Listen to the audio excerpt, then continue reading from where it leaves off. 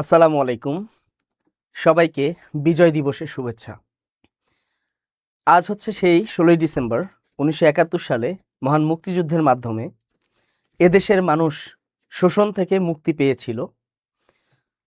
এরও আগে প্রায় 190 বছর ব্রিটিশদের দ্বারা শোষিত হয়েছে, তারও আগে বিভিন্ন জাতি দ্বারা শোষিত হয়েছে, সর্বশেষ দীর্ঘ 23 বছর পাকিস্তানিদের দ্বারা শোষিত হয়েছিল। তো 1971 সালের 16ই ডিসেম্বর আমাদের যারা মুক্তিযোদ্ধারা আছেন, সম্মানিত অনেক মা বোন, তাদের প্রচেষ্টায়, তাদের সম্মানের বিনিময়ে, তাদের আত্মত্যাগের মাধ্যমে আমরা একটি স্বাধীন ভূখণ্ড পেয়েছি। পাশাপাশি যারা এই যুদ্ধে অবদান রেখেছিল তাদেরকেও আমরা আজকে শ্রদ্ধাভরে স্মরণ করি। তো আশা করি সবাই ভালো আছেন, সুস্থ আছেন। সবাইকে স্বাগত জানাচ্ছি বিদ্যাবাড়ি ফেসবুক লাইভ থেকে। আপনারা দেখতেই পারতেছেন যে বদলে গেল 19তম শিক্ষক নিবন্ধন। নতুন বছরের শুরুতেই আসছে নিবন্ধন সার্কুলার। আমি একটা কথা আপনাদেরকে সবসময় বলি, বিদ্যাবাড়ি থেকে যে তথ্যগুলো আপনাদেরকে দেওয়া হয় আপনারা একটু মিলিয়ে নেবেন, তাই না? এর আগে বিশেষ করে আমি আপনাদেরকে লাইভে যখনই আসি যে তথ্যগুলো দেওয়ার চেষ্টা করি, এই তথ্যগুলো খুবই যাচাই বাছাই করে দেওয়ার চেষ্টা করি। এর আগে সারা বাংলাদেশের সবাই প্রাইমারি পরীক্ষা জানুয়ারিতে আর হচ্ছে না, নির্বাচনের পরে হবে। আমি যখনই লাইভে আসতাম আপনাদেরকে বারবারই বলতাম জানুয়ারিতে পরীক্ষা হতে পারে, এখন থেকে পড়াশোনা করেন।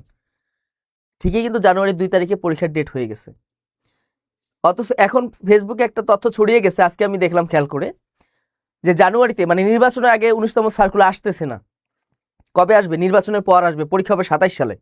এই ধরনের তথ্যে আপনারা কান না দিয়ে, এগুলো হচ্ছে আপনাদেরকে ডিমোটিভেট করার জন্য বলা হয়। মনে রাখবেন, বর্তমানে যেভাবে সার্কুলার আসতেছে আপনারা হয়তো জানেন না যে জানুয়ারিতে সার্কুলার আসবে। এমনও হতে পারে যে এই মাসের মধ্যেও দিতে পারে, বলা যায় না। তো জানুয়ারিতে যে সার্কুলার আসবে এটা আমরা বুঝতে পেরেছি এবং এটা বোঝা যায়। এটা বোঝার জন্য আসলে অনেক বেশি মানে জ্ঞানী হওয়ার প্রয়োজন হয় না, এটা বোঝা যাচ্ছে। বর্তমান পারিপার্শ্বিকতা এবং বিভিন্ন কারণেই এটা আপনাকে বুঝতে হবে। এখানে বেশ কিছু কারণ আছে, এই জন্যই জানুয়ারিতে 19তম নিবন্ধন সার্কুলার প্রকাশ হওয়ার সম্ভাবনা অনেক বেশি। পাশাপাশি 19তম শিক্ষক নিবন্ধন কিন্তু একদম বদলে গেছে। মানে আগের যত নিবন্ধন ছিল একদম সেই শুরু থেকে একদম 18তম পর্যন্ত পুরো সবকিছুই কিন্তু বদলে গেছে এই 19তম শিক্ষক নিবন্ধনে। কি কি বদলালো? অথবা আমরা টুকটাক অনেক তথ্য আমরা জেনেছি যে দেখা যায় পরীক্ষা পদ্ধতি বদলিয়েছে, এই বদলিয়েছে, সেটা বদলিয়েছে। কিন্তু এর পরেও এখানে 19তম অনেকেই এখনো জানে না যে নিবন্ধন পরীক্ষা বা নিবন্ধনের মাধ্যমে আসলে চাকরিটা কোথায় যাওয়া যায় বা এখানে আরও কী কী সিস্টেম আছে। আজকে অনেক অজানা তথ্য আপনারা জানবেন এবং এই তথ্যগুলো জানার মাধ্যমে আসলে যে নিবন্ধনের চাকরি যে একটা লাক্সারিয়াস চাকরি হতে যাচ্ছে বিশেষ করে 19তম নিবন্ধন থেকে, এই তথ্যটা আজকে আপনারা পেয়ে যাবেন। ঠিক আছে? আচ্ছা, তো অনেকেই বলে যে সার্কুলার আসছে না, নির্বাচনের পরে দিবে। মানে এই ধরনের তথ্যে বিভ্রান্ত না হয়ে সার্কুলার নির্বাচনের পরে দিক আর 5 বছর পরে দিক, আপনার দায়িত্ব হচ্ছে প্রস্তুতি নেওয়া। প্রাইমারি নিয়েও এই ধরনের কথা কিন্তু ছড়িয়েছিল, কিন্তু ঠিকই কিন্তু জানুয়ারিতে পরীক্ষাটা হবে এটা কিন্তু মাথায় রাখেন এবং ডেট হয়ে গেছে। ঠিক তেমনই সার্কুলার জানুয়ারিতে আসবে, এটা মাথায় আপনাদেরকে রাখতে হবে। ঠিক আছে? এবার দেখা যাক, এবার একটু ভালো করে খেয়াল করেন যে বদলে গেল 19তম শিক্ষক নিবন্ধন। নতুন বছরের শুরুতে আসছে নিবন্ধন সার্কুলার, তাই না? আজকে আমরা আলোচনা করব যে কেন নিবন্ধনে চাকরি করবেন, কি বলছে নতুন নীতিমালা, নতুন নীতিমালায় কি বলছে। এখানে একটু খেয়াল করে দেখেন নতুন নীতিমালায় কি বলছে। আমি নীতিমালাটা পড়লে আপনাদের কাছে ক্লিয়ার হয়ে যাবে। অনেকেই হয়তো ভাবতেছেন যে বিশেষ গণবিজ্ঞপ্তি আগে আসবে তারপর নিবন্ধন সার্কুলার আসবে। হ্যাঁ, বিশেষ গণবিজ্ঞপ্তি আগে আসবে তারপর নিবন্ধন সার্কুলার আসবে। আবার এই কথাও কিন্তু বলা আছে যে গণবিজ্ঞপ্তি এবং সার্কুলার একসাথেও দিতে পারে। এটা কিন্তু কোথায় দিয়ে আছে? বলা কিন্তু আছে। ঠিক আছে, এটা কিন্তু আমাদের এই নীতিমালায় কিন্তু বলা আছে যে গণবিজ্ঞপ্তি এবং 19তম সার্কুলার একসাথেও হতে পারে। এটা আমি আলোচনা করব একটু পরে। এখানে একটু দেখেন যে আপডেট যে তথ্যগুলো, আপডেট তথ্যগুলো একটু ভালো করে একটু খেয়াল করেন। নতুন এমপিও নীতিমালা হয়েছে, এটা কি জানেন সবাই? দেখেন, নতুন এমপিও নীতিমালা 2025 কিন্তু প্রকাশিত হয়েছে। কত তারিখে? গত 4 ডিসেম্বর। দেখেন, গত 4 ডিসেম্বর 2025 তারিখে নতুন এমপিও বিধিমালা কিন্তু প্রবর্তন হয়েছে, নতুন এমপিও বিধিমালা জারি হয়েছে, প্রকাশিত হয়েছে। এই এমপিও বিধিমালা কি বলছে সেটা আমাদেরকে একটু জানতে হবে। এরপর দেখেন, বেসরকারি স্কুল কলেজের জন্য নতুন জনবল কাঠামো এবং এমপিও নীতিমালা জারি করেছে এই বছর, এই 4 ডিসেম্বর। এরপর দেখা যায়, এরপর দেখি যে নিয়োগ বিধিমালা 2025, এটা তো সবাই জানেন। নিয়োগ বিধিমালা 2025 9 ডিসেম্বর কিন্তু 2025 তারিখে এটা কি হয়েছে? জারি হয়েছে। এছাড়াও গত 14 ডিসেম্বর, মানে আজকে তো 16, গত পরশু দিন 14 ডিসেম্বর 2025 তারিখে একটা নীতিমালা জারি করেছে, অবশ্যই আপনারা দেখেছেন। সেটা হলো কি? যে এমপিওভুক্ত শিক্ষকরা, এমপিওভুক্ত যে সমস্ত শিক্ষকগণ আছেন, তাই না, এমপিওভুক্ত শিক্ষকগণ কোন কোন পেশায় শিক্ষকতার পাশাপাশি অন্য কোনো কাজ করতে পারবে কিনা, অন্য কোনো কাজে যুক্ত হতে পারবে কিনা, সেখানে কিন্তু অনেক ধরনের তথ্য কিন্তু দিয়েছে। ঠিক আছে, তথ্য কিন্তু, হ্যাঁ, বয়স না থাকলে প্রস্তুতি নিয়ে লাভ নাই, এটা আপনি ঠিক বলেছেন। যদি কারো বয়স ওভার হচ্ছে, আমি তো তাদের ক্ষেত্রে বলতেছি না, যাদের বয়স আছে এখনো, তাই না। এই যে আমি একটু আপনাদের কাছে বলি যে নতুন যে বিধিমালা দিয়েছে এমপিও নীতিমালা, সেখানে বলেছে যে এমপিওভুক্ত শিক্ষকগণ সাংবাদিক পেশায় যুক্ত হতে পারবেন না, মানে স্কুল কলেজে শিক্ষকতাকালীন তিনি সাংবাদিকতার পেশায় যুক্ত হতে পারবেন না। এছাড়া আইন পেশায় যুক্ত হতে পারবেন না শিক্ষকতার পাশাপাশি। এছাড়াও তিনি কোনো ধরনের কি করতে পারবেন না, কোচিং সেন্টার পরিচালনা বা সেটার মালিকানা এগুলো করতে পারবেন না। এছাড়া প্রাইভেট বা কোচিং চালাইতে পারবেন না। এছাড়া শিক্ষা বিষয়ক প্রকাশনা এটার সাথে তিনি যুক্ত হতে পারবেন না, তাই না।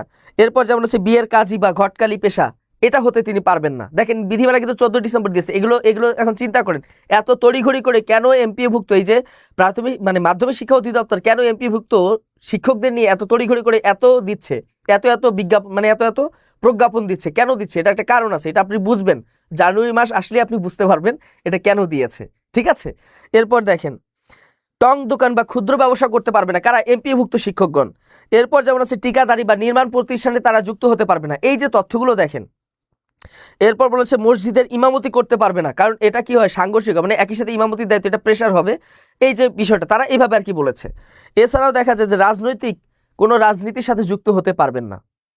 এটা কত তারিখে দিয়েছে, 14 ডিসেম্বর দিয়েছে যে এমপিওভুক্ত শিক্ষকগণ কোন কোন শিক্ষকতার পাশাপাশি আর কোন কোন পেশায় যুক্ত হতে পারবেন না। কেন এটা যুক্ত, কেন এটা করলো বলেন তো দেখি, একটা তো উদ্দেশ্য তো আছে, একটা নিশ্চয়ই এখানে কোনো একটা উদ্দেশ্য আছে, না হলে শিক্ষকদেরকে কেন এই সমস্ত জায়গাগুলোতে সীমাবদ্ধ করতেছে, তার মানে নিশ্চয়ই তাদের মধ্যে কি আছে একটা সীমা, মানে তাদের হয়তো সামনে সুযোগ সুবিধা বাড়াচ্ছে, এটা একটা আভাস কিন্তু পাওয়া যাচ্ছে, তাই না। এবার একটু দেখেন, তাহলে দেখেন এখন এখানে হতাশার কিছু নেই যে এত এত নিষেধাজ্ঞা দিল, এতে হতাশার কিছু নেই। এখানে একটা কিন্তু কি আছে, সবসময় বি পজিটিভ, সবসময় পজিটিভ হবেন, নেগেটিভ না হয় সবসময় পজিটিভ চিন্তা করবেন। পজিটিভ চিন্তা করলে মঙ্গলজনক কিছু আসবে, এটা মনে রাখবেন। অবশ্যই শিক্ষকদের নিয়ে কিছু কি আছে, উদ্দেশ্য আছে, একটা মহৎ উদ্দেশ্য আছে, এটা আপনারা বুঝবেন কিছুদিন পরে।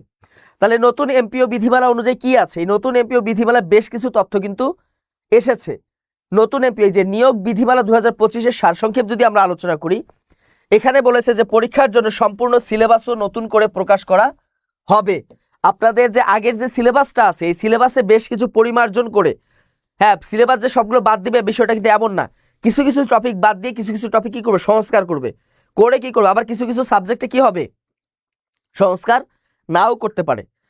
তাহলে নতুন কি হবে, প্রকাশ করা হবে। এখন কবে প্রকাশ করা হবে, এটা কিন্তু শীঘ্রই প্রকাশ করা হবে। আপনারা হয়তো এই মাসের মধ্যেই দেখে যাবেন যে নতুন সিলেবাস প্রকাশ করেছে।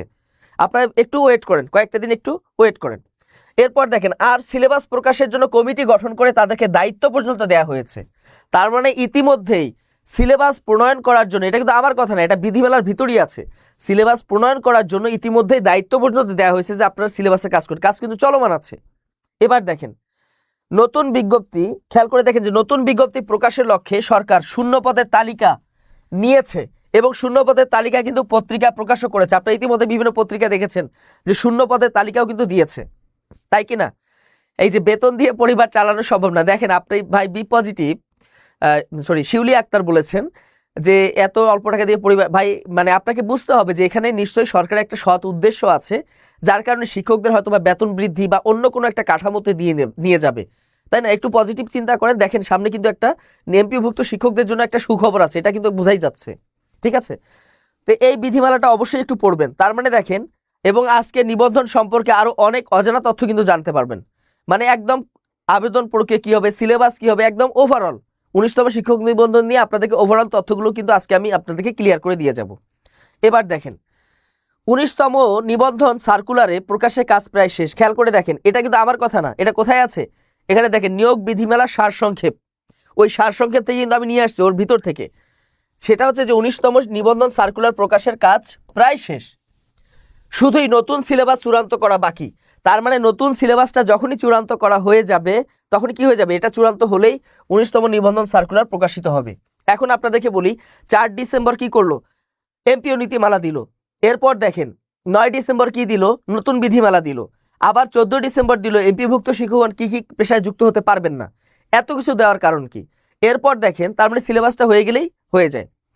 এরপর দেখেন সপ্তম গণবিজ্ঞপ্তি, যেটা একটা গণবিজ্ঞপ্তি আসার কথা, সপ্তম গণবিজ্ঞপ্তি এবং 19তম শিক্ষক নিবন্ধন সার্কুলার একই সাথে প্রকাশ হতে পারে, প্রকাশ হবে এ কথা কিন্তু বলে নাই, একই সাথে কি হতে পারে, প্রকাশ হতে পারে।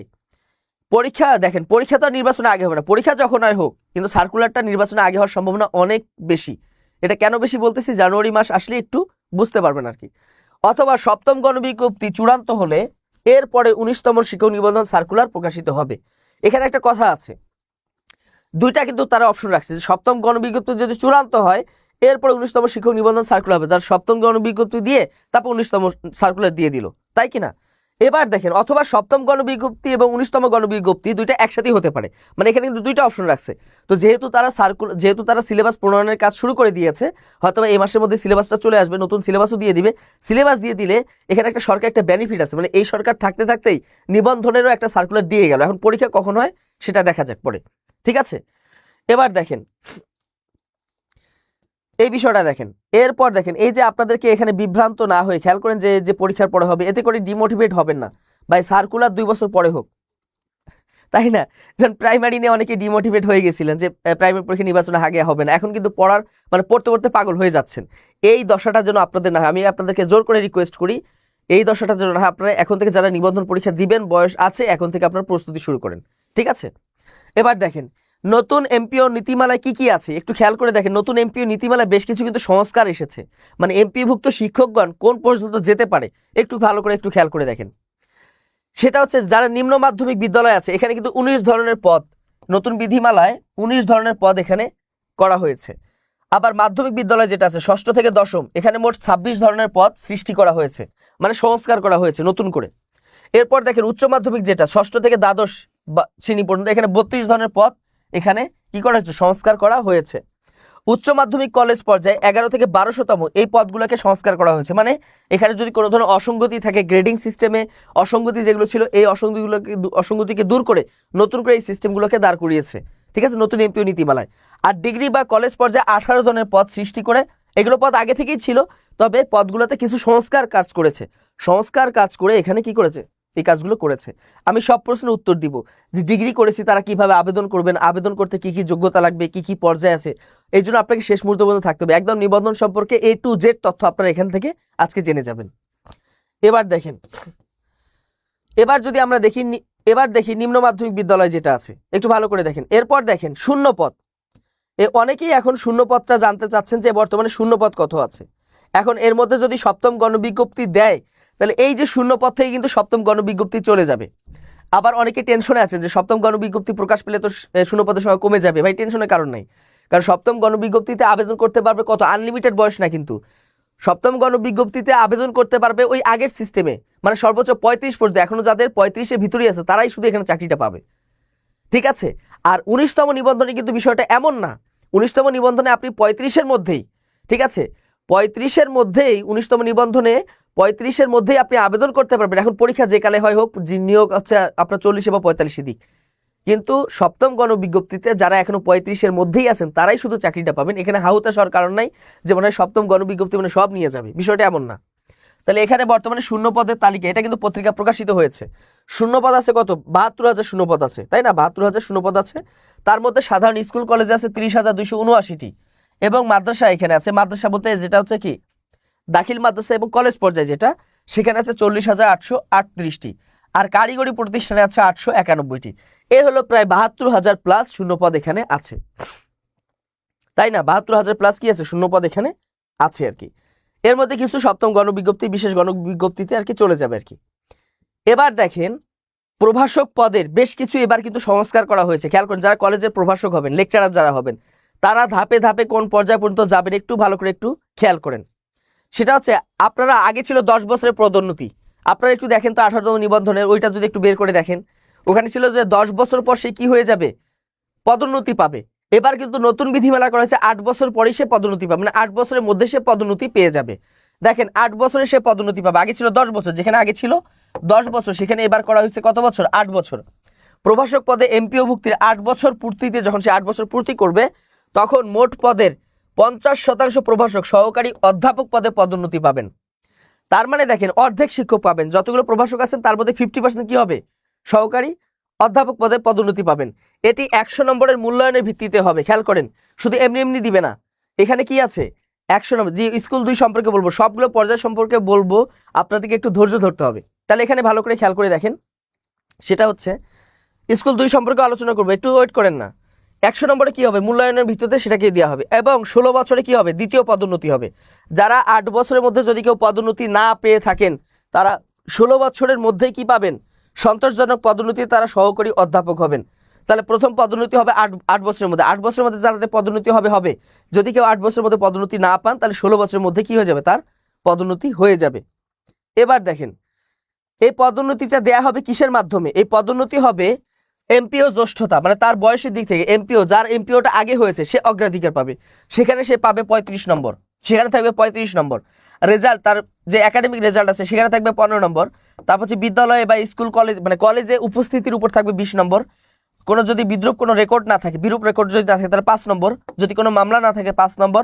যদি সৃজনশীল দৃষ্টান্ত থাকে 5 নম্বর। মাল্টিমিডিয়া ব্যবহারের উপর 5 নম্বর। এমফিল বা যদি পিএইচডি থাকে সেখানে 5 নম্বর। এবং যদি তার কোনো গবেষণা প্রবন্ধ থাকে তাহলে এই 5 নম্বর। এই 100 নম্বরের মধ্যে যে একটু বেশি নম্বর পাবে, এটা তো এক্সাম না, 100 নম্বরের মধ্যে যে একটু বেশি নম্বর পাবে সে কি হয়ে যাবে, সহকারী প্রভাষক হয়ে যাবে। স্কুল 2 সম্পর্কে বলতেছি, একটু ওয়েট করবেন, অবশ্যই বলবো। এরপর দেখেন প্রভাষকের পদোন্নতি কি হবে। দেখেন, যখন কলেজে ঢুকবেন একজন প্রভাষক হিসেবে 9ম গ্রেডে, এরপর যখন আপনি সহকারী অধ্যাপক হবেন 8 বছর বা 16 বছরের মাথায়, তখন কিন্তু আপনি সরাসরি 6ষ্ঠ গ্রেডে চলে যাবেন। খেয়াল করেন, সরাসরি কত গ্রেডে, 6ষ্ঠ গ্রেডে চলে যাবেন। এরপর দেখেন অধ্যক্ষ, এরপর হচ্ছে অধ্যক্ষ যিনি হবেন তিনি 5ম গ্রেডে চলে যাবেন। তার বেতন স্কেল হবে 43,000 থেকে 69,000, সর্বশেষ হচ্ছে 69,850 টাকা। এটা হচ্ছে 2015 সালের বেতন স্কেল অনুযায়ী। এবার যদি আমরা দেখি প্রভাষকগুলো, দেখেন এখানে যে কত পদ আছে আপনারা হয়তো নিজেরাও জানেন না যে নিবন্ধনে এত এত পদ আছে।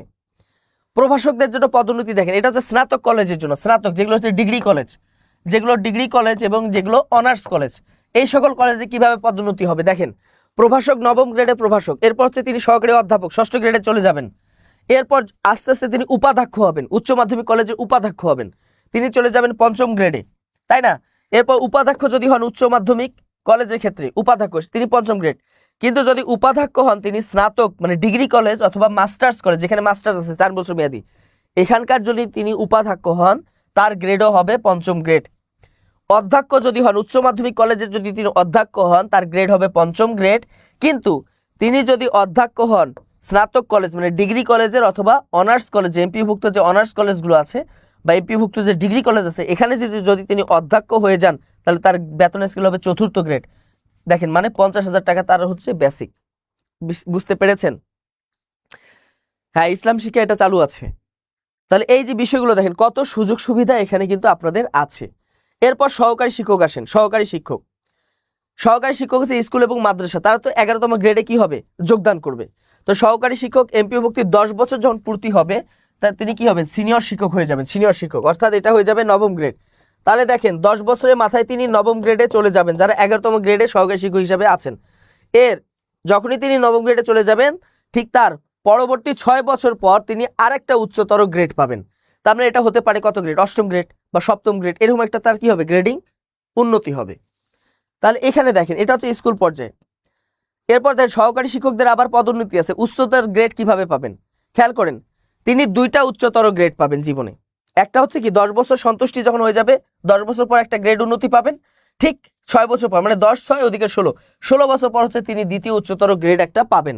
এরপর আর কোনো গ্রেড উন্নতি হবে না, এভাবেই তিনি কি হয়ে যাবেন, ঠিক আছে? এবার দেখেন পরবর্তীতে দেখেন সহকারী শিক্ষকদের পদোন্নতিটা কিভাবে হয়, ভালো করে একটু খেয়াল করেন। সহকারী শিক্ষক তিনি হচ্ছেন প্রধান শিক্ষক হয়ে যান।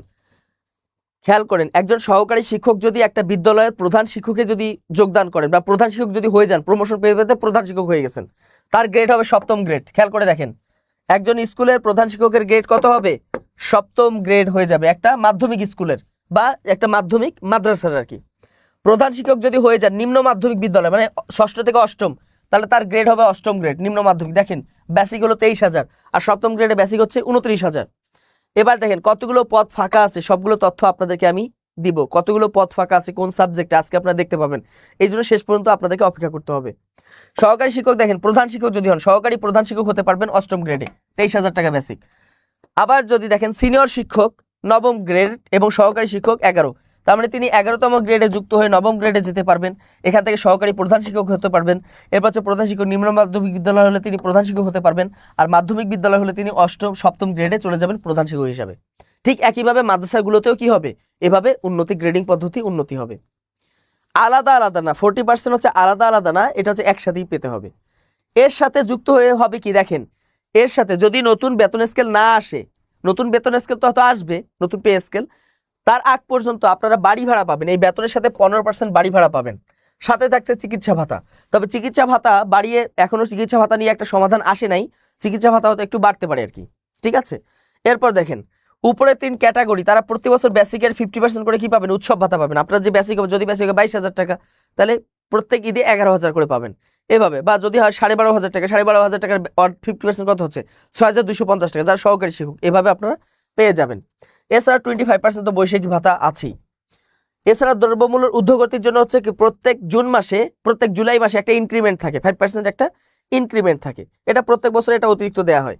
এছাড়া উপরে যে 3 ক্যাটাগরি যারা আছে, স্কুল 2, স্কুল এবং কলেজ পর্যায়ে, তারা 5% ইনক্রিমেন্ট পাবেন। প্রত্যেক বছর 5% বেসিক বাড়বে, বেসিকের উপর 5% বাড়বে। এছাড়া তো বিভিন্ন স্কুল কলেজে নানা ধরনের সুযোগ সুবিধা থাকে, তাদের নিজস্ব ফান্ড থাকে, হ্যাঁ, এখান থেকে তারা টাকা পয়সা পেয়ে থাকে।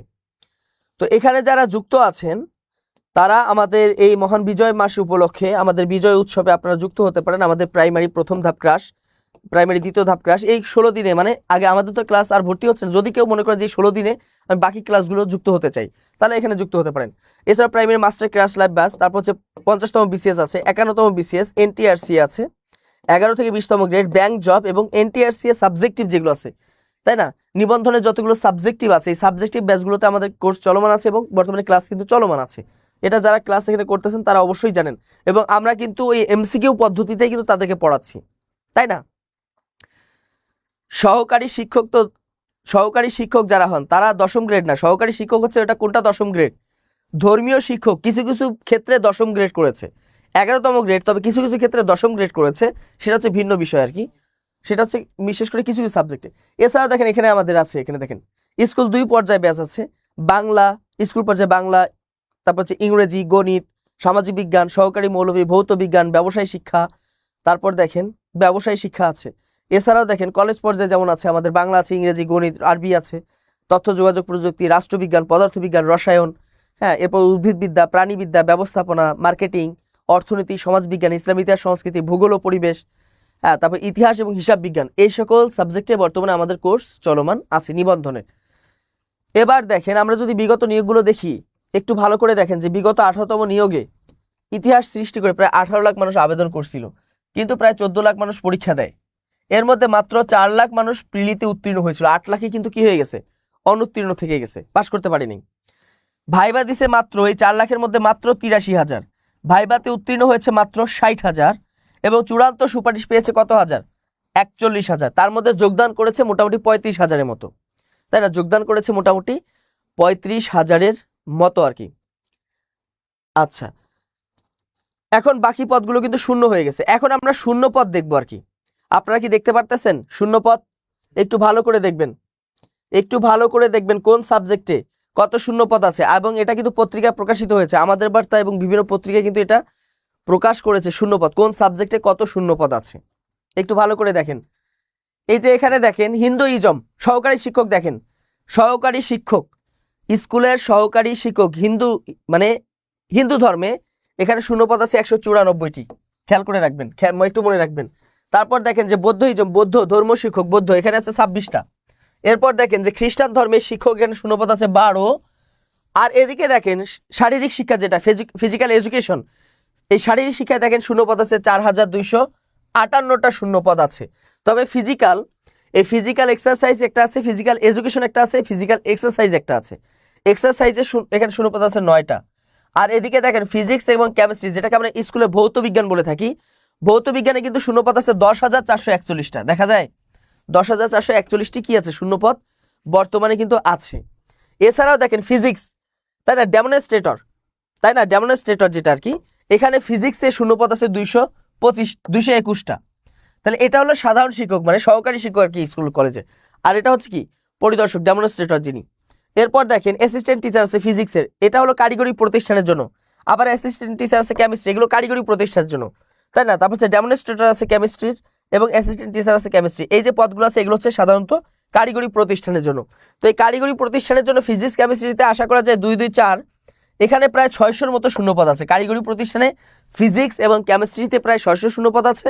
অপরদিকে সাধারণ বিদ্যালয়গুলোর জন্য মাদ্রাসা এবং স্কুলের জন্য আছে কি 10,441টি শূন্যপদ আছে। তাহলে এই শূন্যপদগুলো একটু দেখে নেবেন। এরপর দেখেন বাকি সাবজেক্টগুলোতে দেখেন, একটু দেখেন। অ্যাসিস্ট্যান্ট টিচার দেখেন ম্যাথমেটিক্স, গণিতে কিন্তু শূন্যপদ আছে 1555, তাই না? গণিতে বর্তমানে শূন্যপদ হচ্ছে 1550 স্কুল পর্যায়ে কিন্তু। এরপর যেমন দেখেন বোটানি জুলজি, তাই না? এখানে আছে কি বোটানি এবং জুলজি দুইটা মিলে আছে 151টা শূন্যপদ স্কুল পর্যায়ে। বায়োলজিতে আছে 1687টা শূন্যপদ। এছাড়াও দেখেন আর্ট অ্যান্ড ক্রাফট, চারুকলা, যেটা এই চারুকলায় সব থেকে বেশি শূন্যপদ আছে, মানে অন্যান্য সাবজেক্টের তুলনায় যদি দেখি ভৌতবিজ্ঞানের পরেই, সেটা হচ্ছে 8345টা শূন্যপদ এখানে আছে। এছাড়া দেখেন কম্পিউটার সায়েন্সে আছে 144টি শূন্যপদ আছে। এরপর যেমন আছে লাইব্রেরি অ্যান্ড ইনফরমেশন সায়েন্স যেটা আছে, হ্যাঁ, এখানে দেখেন 859টা শূন্যপদ আছে বর্তমানে। আর লাইব্রেরি অ্যান্ড ইনফরমেশন সায়েন্স কিন্তু 3টা আছে, যেটা হলো স্কুল কলেজের জন্য, মানে স্কুল এবং মাদ্রাসার জন্য স্কুল পর্যায়ে যেটা, সেখানে টোটাল শূন্যপদ আছে 4095। আর কারিগরি শিক্ষা প্রতিষ্ঠানের জন্য আছে আরও প্রায় 1000। এই টোটাল 5000 শূন্যপদ এখানে আছে। এছাড়াও দেখেন অ্যাসিস্ট্যান্ট মৌলভী, এই অ্যাসিস্ট্যান্ট মৌলভীতে কিন্তু কয়েকটা ক্যাটাগরি আছে। একটা হচ্ছে অ্যাসিস্ট্যান্ট মৌলভী যেটা অ্যারাবিক, আর একটা হলো অ্যাসিস্ট্যান্ট মৌলভী যেটা হচ্ছে কারি, তাই না? কারি তাজবিদ, যেটা এই তাজবিদের শূন্যপদ আছে 4034টা। আর অ্যাসিস্ট্যান্ট মৌলভী যেটা অ্যারাবিক, সেখানে আছে 1915টা। বুঝতে পেরেছেন? এখানে 1915 কি আছে শূন্যপদ, কিন্তু এখানে বর্তমানে আছে 19তম শিক্ষক নিবন্ধনের জন্য। তবে এখানে বেশ কিছু পদ কিন্তু 7ম গণবিজ্ঞপ্তি যদি হয় সেখানে কিছু চলে যাবে। এরপর যদি আমরা দেখি এই যে বায়োলজি আছে, তাই না? বায়োলজি যেটা আছে স্কুল এবং মাদ্রাসা দুইটা পর্যায়ে কিন্তু, স্কুল এবং মাদ্রাসা যেটা আছে বায়োলজি, বোটানি এবং জুলজি, এখানে আছে 290টা পদ। এখানে মাদ্রাসা এবং কি স্কুল দুইটা মিলিয়ে আর কি।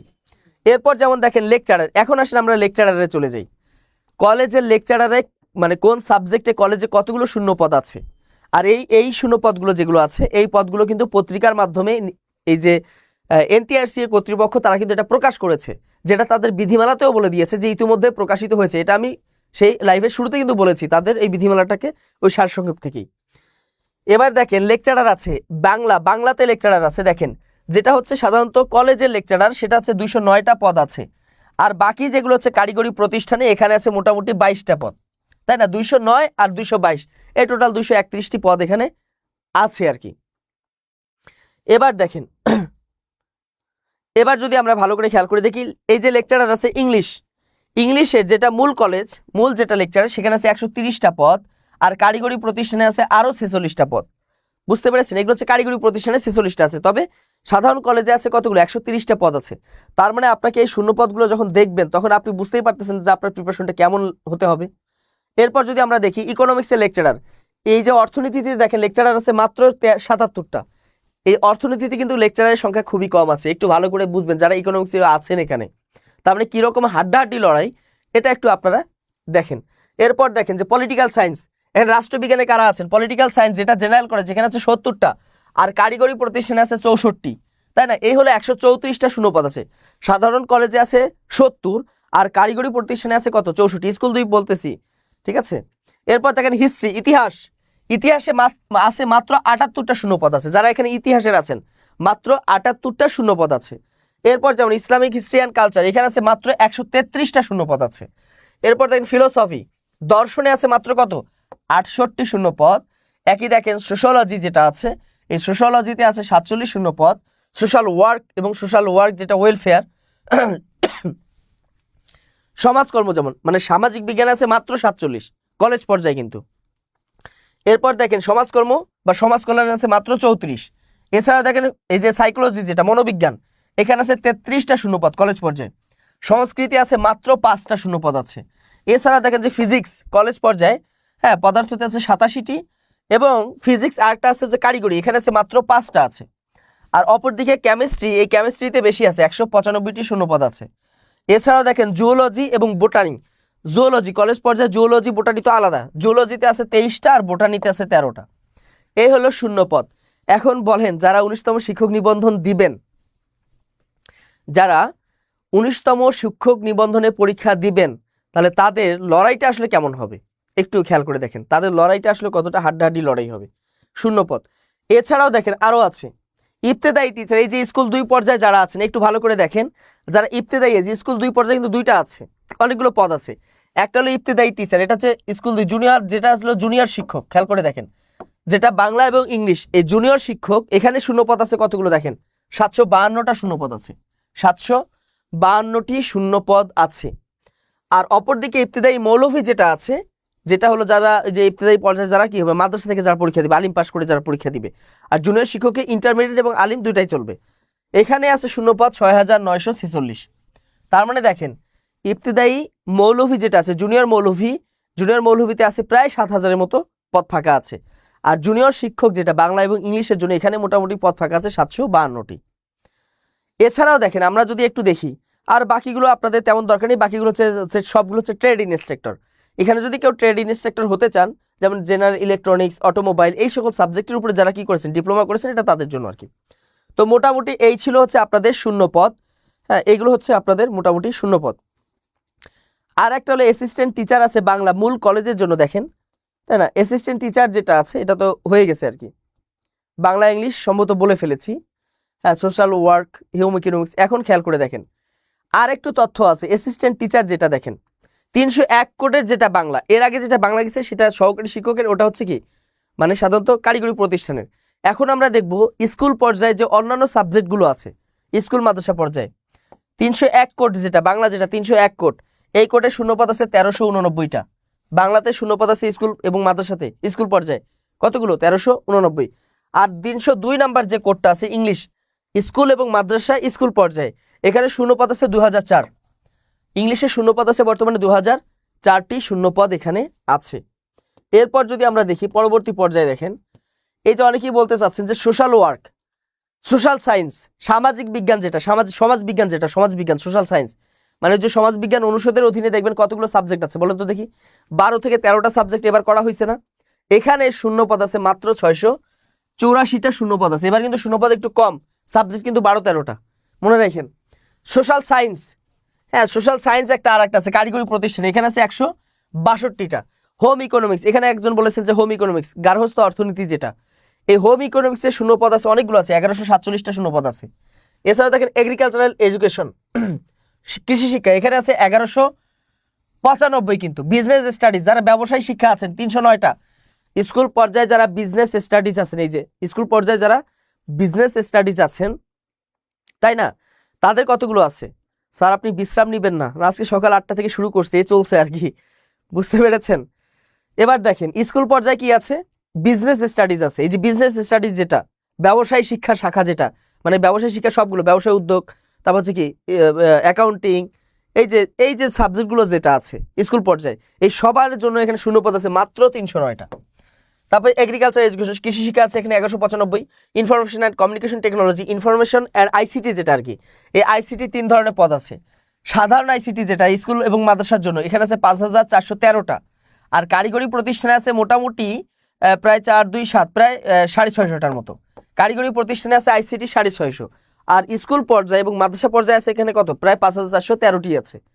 এবার দেখেন এছাড়াও দেখেন ইসলাম শিক্ষা, স্কুল পর্যায়ে ইসলাম শিক্ষায় দেখেন শূন্যপদ আছে 694, মনে রাখবেন স্কুল পর্যায়ে ইসলাম শিক্ষায় আছে 694।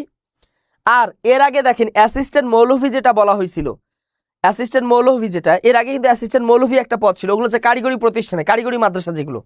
আর যেটা হচ্ছে মূল মাদ্রাসা যেটা, এখানে আছে 3839। এর আগে যেটা অ্যাসিস্ট্যান্ট মৌলভী আপনাদেরকে বলেছি ওটা হচ্ছে কারিগরি প্রতিষ্ঠানের জন্য, যেগুলো হচ্ছে কারিগরি মাদ্রাসা। আর যেটা হচ্ছে মূল মাদ্রাসা কারিগরা ছাড়াই যারে যে মাদ্রাসাটা, সেখানে আছে কত 3839। আর এদিকে আদবে আছে 20টা, তাই না? আচ্ছা, এটা তো লেকচার হচ্ছে আদব বুঝেন, যারা আরবির আদবের উপর পড়াশোনা করছেন সেখানে আছে 20টা, হচ্ছে লেকচারার। এছাড়া দেখেন লাইব্রেরি সায়েন্স, এই যে লাইব্রেরি সায়েন্স যারা লেকচারার হবেন কলেজের, তাদের আছে 33টা। তারপর হচ্ছে কি দেখেন লাইব্রেরি সায়েন্স অ্যান্ড ইনফরমেশন, আর হচ্ছে কারিগরি প্রতিষ্ঠানে আছে 431টা। এছাড়াও ফিজিক্স কলেজ পর্যায়ে আছে 216টা। তাহলে দেখেন কিছু কিছু পদ দেখবেন, তাহলে আগেও কিন্তু আমি বলেছি এগুলো কারিগরি প্রতিষ্ঠানের জন্য, তাহলে কারিগরি এবং জেনারেল দুইটা যোগ করে দেখবেন কতগুলো পদ আছে, বোঝা গেছে? তাহলে এই যে পদগুলো, এগুলো আপনারা একটু ভালো করে দেখবেন। ইংলিশে স্কুল পর্যায়ে ইংলিশে আছে কতগুলো, তাই না? এগুলো তো আমরা পড়েছি। এছাড়াও দেখেন এই যে ম্যানেজমেন্ট, মার্কেটিং, ফিনান্স, এটা একটু দেখেন। কেমিস্ট্রি, এটা তো আমরা দেখেছি, কেমিস্ট্রি দেখেছি, ম্যাথমেটিক্স দেখেছি, জুওলজি মনে দেখেছি। এবার দেখেন ম্যানেজমেন্টে আছে মাত্র 85টা, এগুলো আমরা আগেরগুলো দেখা শেষ। ম্যানেজমেন্ট দেখেন, ম্যানেজমেন্ট আবার এখানে 5টা। আচ্ছা, এগুলো আমরা আলোচনা করেছি অলরেডি, হ্যাঁ এগুলো আমরা আলোচনা করেছি অলরেডি। তাহলে দেখেন এই হলো কি শূন্য পদের তালিকা, এই হচ্ছে প্রায় 72,000 শূন্য পদ এখানে আছে। এছাড়াও কম্পিউটার অপারেশন, অ্যাকাউন্টিং, ব্যাংকিং, এগুলো হচ্ছে বিভিন্ন ধরনের কি ইনস্ট্রাক্টরের শূন্য পদ। বুঝতে পেরেছেন? অ্যারাবিক কলেজ পর্যায়ে শূন্য পদ আছে 283টা। এই যে কলেজ পর্যায়ে দেখেন, যারা এখানে অ্যারাবিক কলেজ আছেন, অ্যারাবিক কলেজে শূন্য পদ আছে কতটি দেখেন। কারিগরি প্রতিষ্ঠান আছে 2টা। আর ইসলামিক স্টাডিজ, যারা ইসলাম শিক্ষা থেকে কলেজে পরীক্ষা দিবেন তাদের জন্য শূন্য পদ আছে 132টা। মনে রাখবেন কতটা আছে, 132টা আছে। আর পালিতে যারা কলেজ পর্যায়ে টিচার হবেন, পালিতে আছে মাত্র 1টা। আর আরবি প্রভাষকে আছে মাত্র 283টা। কৃষি শিক্ষায় আছে মোটামুটি 100-র উপরে আর কি আছে কৃষি শিক্ষা। এবং কলেজ পর্যায়ে আইসিটিতে শূন্যপদ আছে প্রায় 1364টা। ঠিক আছে, তাহলে এই যে এগুলো এখানে শূন্যপদ কিন্তু দেওয়া আছে। এই শূন্যপদগুলো দেখে এখন আপনাকে সিদ্ধান্ত নিতে হবে যে পড়াশোনাটা কি করবেন, তাই না? পড়াশোনাটা কি করবেন। এছাড়াও দেখেন অন্যান্য সাবজেক্ট আছে, এগুলো হচ্ছে লেকচারার আছে, আর অন্যান্য সাবজেক্ট, অনেক সাবজেক্টে লেকচারার আছে, যেমন হাদিস, তাফসির, ফিকা, তারপর হচ্ছে কি এই যে parameter, statistics, production management and marketing, আরও অসংখ্য শূন্যপদ আছে। তো অত দিকে আমরা না যাই, সংক্ষেপে আমরা শেষ করে দিই। হ্যাঁ, এই হলো মোটামুটি যেগুলো সাবজেক্টে আপনারা মোটামুটি পড়াশোনা করেন। এখন আমরা আলোচনা করব পরীক্ষা পদ্ধতিটা কি হবে। এখন আমরা আলোচনা করব পরীক্ষা পদ্ধতি কি হবে। বুঝতে পেরেছেন? পরীক্ষা পদ্ধতি কি হবে। চারুকলাতে বেশ শূন্যপদ, এগুলো একটু লাইভটা দেখে নেবেন, আগে কিন্তু আমি আলোচনা করেছি। হ্যাঁ, আপনারা দেখবেন যে পরীক্ষা পদ্ধতি নতুন বিধিমালা অনুযায়ী, যেটা 9 ডিসেম্বর প্রকাশিত হয়েছে, এখানে হবে প্রিলি হবে, কি হবে, শুধু প্রিলি হবে, এরপর হচ্ছে ভাইবা হবে। এখানে আর কোনো লিখিত থাকবে না, ভালো করে মনে রাখবেন, আর কোনো লিখিত পরীক্ষা থাকতেছে না। তাহলে তো খুব খুশি হওয়ার কথা, লিখিত থাকবে না, লিখিত কিন্তু নাই। আমি কিন্তু এখানে কি দিয়ে দিয়েছি, কেটে দিয়েছি, লিখিত আর নাই। তাহলে তো খুশি হওয়ার কথা যে লিখিত পরীক্ষা যদি না থাকে, হ্যাঁ তাহলে তো খুবই ভালো হইলো, তাই না? লিখিত পরীক্ষা, ইবতিদায়ী মৌলবী, এটা বলেছি, এগুলো শূন্যপদ বলেছি, সমাজকর্ম বলেছি। আপনারা একটু লাইভটা শেয়ার দিয়ে রাখেন, এই জন্য লাইভটা শেয়ার দিয়ে রাখবেন। পরবর্তী সময় হচ্ছে আপনার যখন মন চায় আপনি একটু লাইভটা দেখে নেবেন, ঠিক আছে? দেখে দেখে আমি বলবো, আবেদন যোগ্যতাটাও বলবো। এবার দেখেন, তার লিখিত পরীক্ষা যদি না থাকে তাহলে কিন্তু ঝামেলা একটু বেশি। কারণ কি, এবারই প্রথমবারের মতো নতুন সিলেবাসে পরীক্ষাটা হবে, প্রিলি হবে, 200 নম্বরের প্রিলি হবে। তো নতুন সিলেবাসে যদি পরীক্ষা হয়, আগে যেটা ছিল, আগে তো একটু বাছাই করে পড়া যেত, যেমন 10টা 20টা প্রশ্ন পড়লে আপনি উত্তর দিতে পারতেন। এখন তো আর বাছাই পড়ার কোনো সুযোগ নেই। 19তম নিবন্ধনে আপনাকে ঠিক 49 বিসিএস এর কথা কার কার মনে আছে? যারা 49তম বিসিএস পরীক্ষা দিয়েছেন কার কার মনে আছে? আপনাদের কি কোনো টপিক বাদ দেওয়া হয়েছিল? কারণ এটা প্রথমবারের মতো এমসিকিউ হয়েছে, যার কারণে পুরা সিলেবাস কিন্তু কভার করতে হয়েছে। ঠিক 19তম নিবন্ধনে আপনাকে পুরা বইটা কিন্তু পড়তে হবে, পুরা সিলেবাসটা কভার করতে হবে, কারণ প্রথমবার যেহেতু নতুন পদ্ধতি হচ্ছে, আর আপনি তো জানেন না যে কোথেকে কোথেকে প্রশ্ন আসবে। এই জন্য কিন্তু টাফ হবে প্রথমবার, কিন্তু আপনার চাকরি মানে ভালো রেজাল্টটা করে একটু টাফ হবে, কারণ সিলেবাস বুঝতে বুঝতেই সময় চলে যাবে। পরীক্ষা পদ্ধতি দেখেন, প্রিলি থাকবে 200 নম্বর, আর ভাইবা থাকবে মাত্র 20 নম্বর। এই 220-এর উপর কি হবে, আপনার রেজাল্ট প্রস্তুত হবে। 18তম নিবন্ধনে তাহলে গণিত, প্রভাষকের শূন্যপদ, এগুলো বলেছি, হ্যাঁ এগুলো বলেছি। এগুলো একটু কি করবেন, যারা পরে যুক্ত হয়েছেন, সোশ্যাল পলিটিক্যাল সায়েন্স কত যারা পরে যুক্ত হয়েছেন, তারা একটু দয়া করে শেয়ার দিয়ে রাখেন। পরবর্তীতে লাইভটা একটু শুরু থেকে দেখলে আপনার শূন্যপদগুলো পেয়ে যাবেন, ঠিক আছে? আচ্ছা, এবার দেখেন, প্রিলি হবে 200 এবং ভাইবা হবে 20 নাম্বার। এবারই প্রথমবারের মতো ভাইবার নাম্বার কিন্তু যোগ হবে, মনে রাখবেন। এবারই প্রথমবারের মতো ভাইবার নাম্বার কি হবে, যোগ হবে। এর আগে কিন্তু নিবন্ধনে ভাইবার নাম্বার যোগ হইতো না, তার মানে এবার কিন্তু ভাইবাটা অনেক বড় একটা ফ্যাক্ট, এটা কিন্তু মনে রাখবেন। ভাইবার নাম্বার যোগ হবে। এখন আমরা দেখলাম যে পরীক্ষা পদ্ধতি প্রিলি এবং লিখিত হবে। প্রিলি নাম্বার থাকবে 200, লিখিত হবে আর ভাইবা হবে কি 20, মানে প্রিলি আর ভাইবা হবে। এখন কথা হচ্ছে, চাকুরি নিশ্চিত করতে কত নম্বর পেতে হবে, চাকুরি নিশ্চিত করতে কত নম্বর পেতে হবে, এই বিষয়টা হচ্ছে আপনাদের এখন বিষয়, কত নম্বর পেতে হবে। আপনারা দেখেছেন, আমি একটু যদি 49-এর সাথে একটু এটা টেনে আনবো, কেন? কারণ 49তম বিসিএস পরীক্ষা যারা দিয়েছেন তারা সব থেকে বেশি কি পাবেন, শুধু সুবিধা পাবেন এই 19তম নিবন্ধনে। যারা 49-এর সাবজেক্টিভ বিষয় যারা পরীক্ষা দিয়েছেন, 49 বিসিএস যারা অংশগ্রহণ করেছেন, তারা সব থেকে বেশি কি হবেন, সাহায্য পাবেন। ওই 49-এর পড়াটা এখানে আপনাকে হেল্প করবে, বুঝতে পেরেছেন? হ্যাঁ, মাদ্রাসা আরবি প্রভাষক বলেছি 283টা শূন্যপদ। এবার দেখেন, তার মানে এখানে দেখেন, আমি একটু পরিসংখ্যানটা দেখাই। 49তম বিসিএস এর সাবজেক্টিভ ছিল প্রায় 28টা সাবজেক্ট ছিল। এই 28টা সাবজেক্টে আবেদন করেছে 2 লাখের উপরে, চাকরি হয়েছে কতজন, 683 জনের চাকরি হয়েছে। বাকিরা কি করেছে? বাকিরা পড়াশোনা করছে না কষ্ট করে 2-3 মাস? এই প্রার্থীগুলো কোথায় যাবে? তার মানে 49তম বিসিএস তারা জেনারেল পার্টটা কিন্তু পড়েছে, তার মানে জেনারেল সম্পর্কে তাদের ধারণা আছে, একই সাথে তাদের সাবজেক্টিভ সম্পর্কে কিন্তু যথেষ্ট ধারণা আছে। তার মানে তারা আপনার থেকে কিন্তু একটু এগিয়ে আছে। মনে রাখবেন, তারা যারা নতুন করে শুরু করবে তাদের থেকে কিন্তু তারা অনেক ধাপ এগিয়ে আছে, তারা অনেক ধাপ এগিয়ে আছে, কারণ তাদের সাবজেক্ট সম্পর্কে অলরেডি পড়াশোনা শেষ, তাই না? যেমন আমি আমার সাবজেক্টগুলোতে প্রায় 15,000 প্রশ্ন পড়িয়েছিলাম, 12 থেকে 15,000 প্রশ্ন আমি তাদেরকে পড়িয়েছিলাম 49 বিসিএস এর জন্য, তাই না? এবং সেখানে কমন ছিল, হুবহু কমন ছিল হচ্ছে 92টা প্রশ্ন, এবং আলোচনা থেকে কমন ছিল বাকি 8টা প্রশ্ন। তার মানে তাদের একটা প্রশ্ন কিন্তু আলোচনার বাইরে আসেনি। ঠিক কেন পড়িয়েছিলাম? কারণ আমি জানতাম না, কেউ বলতে পারতো না, এটা যেহেতু প্রথমবারের মতো হচ্ছে, কেউ জানে না যে কোত্থেকে প্রশ্ন হবে, তাই না? এবার দেখেন, ঠিক 19তম নিবন্ধনটা 49-এর মতো একটা নতুন করে একটা খেলা দেখাবে। তো 49তম বিসিএসে কিছু কিছু সাবজেক্টে 150+ পেয়েও কিন্তু সে টিকতে পারে নাই। 19তম নিবন্ধন ঠিক একই রকম একটা কি দিবে, আপনাদের সাথে একটা গেম খেলবে, একটা মনস্তাত্ত্বিক গেম খেলবে। কি গেম খেলবে? এখানেও দেখবেন যে কিছু কিছু সাবজেক্টে 150+ পেয়েও কি হবে না, চাকরি হবে না। এটা আমি আগেই বলে দিলাম, ঠিক আছে? কারণ 49 আমি বারবার বলেছিলাম যে আপনাদের ন্যূনতম টার্গেট থাকতে হবে 160। তো দেখেন, এটা বোঝা যায় আর কি, প্রত্যেকটা পরীক্ষার একটা নেচার আছে, এটা হয়তো আপনারা বুঝতে পারবেন যদি আপনারা একটু নিয়ে একটু ঘাটাঘাটি করেন, তাহলে প্রত্যেকটা পরীক্ষার নেচার আপনারা বুঝতে পারবেন। তাহলে দেখেন 49 এইরকম একটা, তাহলে এখানে প্রায় 2 লাখ প্রার্থী কিন্তু রেডি হয়ে আছে, এদের সাবজেক্টিভ এবং জেনারেল প্রিপারেশন কিন্তু নেওয়া আছে। এই প্রার্থীরাই কিন্তু 19তম নিবন্ধনে আগায় থাকবে আপনার থেকে সব থেকে বেশি। তাই এখন অনেকেই বলতেছে যে নির্বাচনের আগে তো সার্কুলার প্রকাশিত হবে না, এতে করে কি হবে? ধরেন যে প্রকাশিত না হইলো, আমি তো আল্লাহ ফিরিস্তা না, ধরেন যে প্রকাশিত যদি নাও হয়, তাহলে আপনি দেখেন আপনার আগে তো 2 লাখ প্রার্থী তো সাবজেক্টিভ প্রিপারেশন নিয়ে আছে 49তম বিসিএস, তাদের কাছে ওই শিটগুলো আছে, তাদের কাছে ওই বইগুলো আছে, তারা জানে যে কোথেকে কোথায় প্রশ্ন হয়, ওই এক্সপিরিয়েন্সটা কিন্তু তাদের কিন্তু আছে।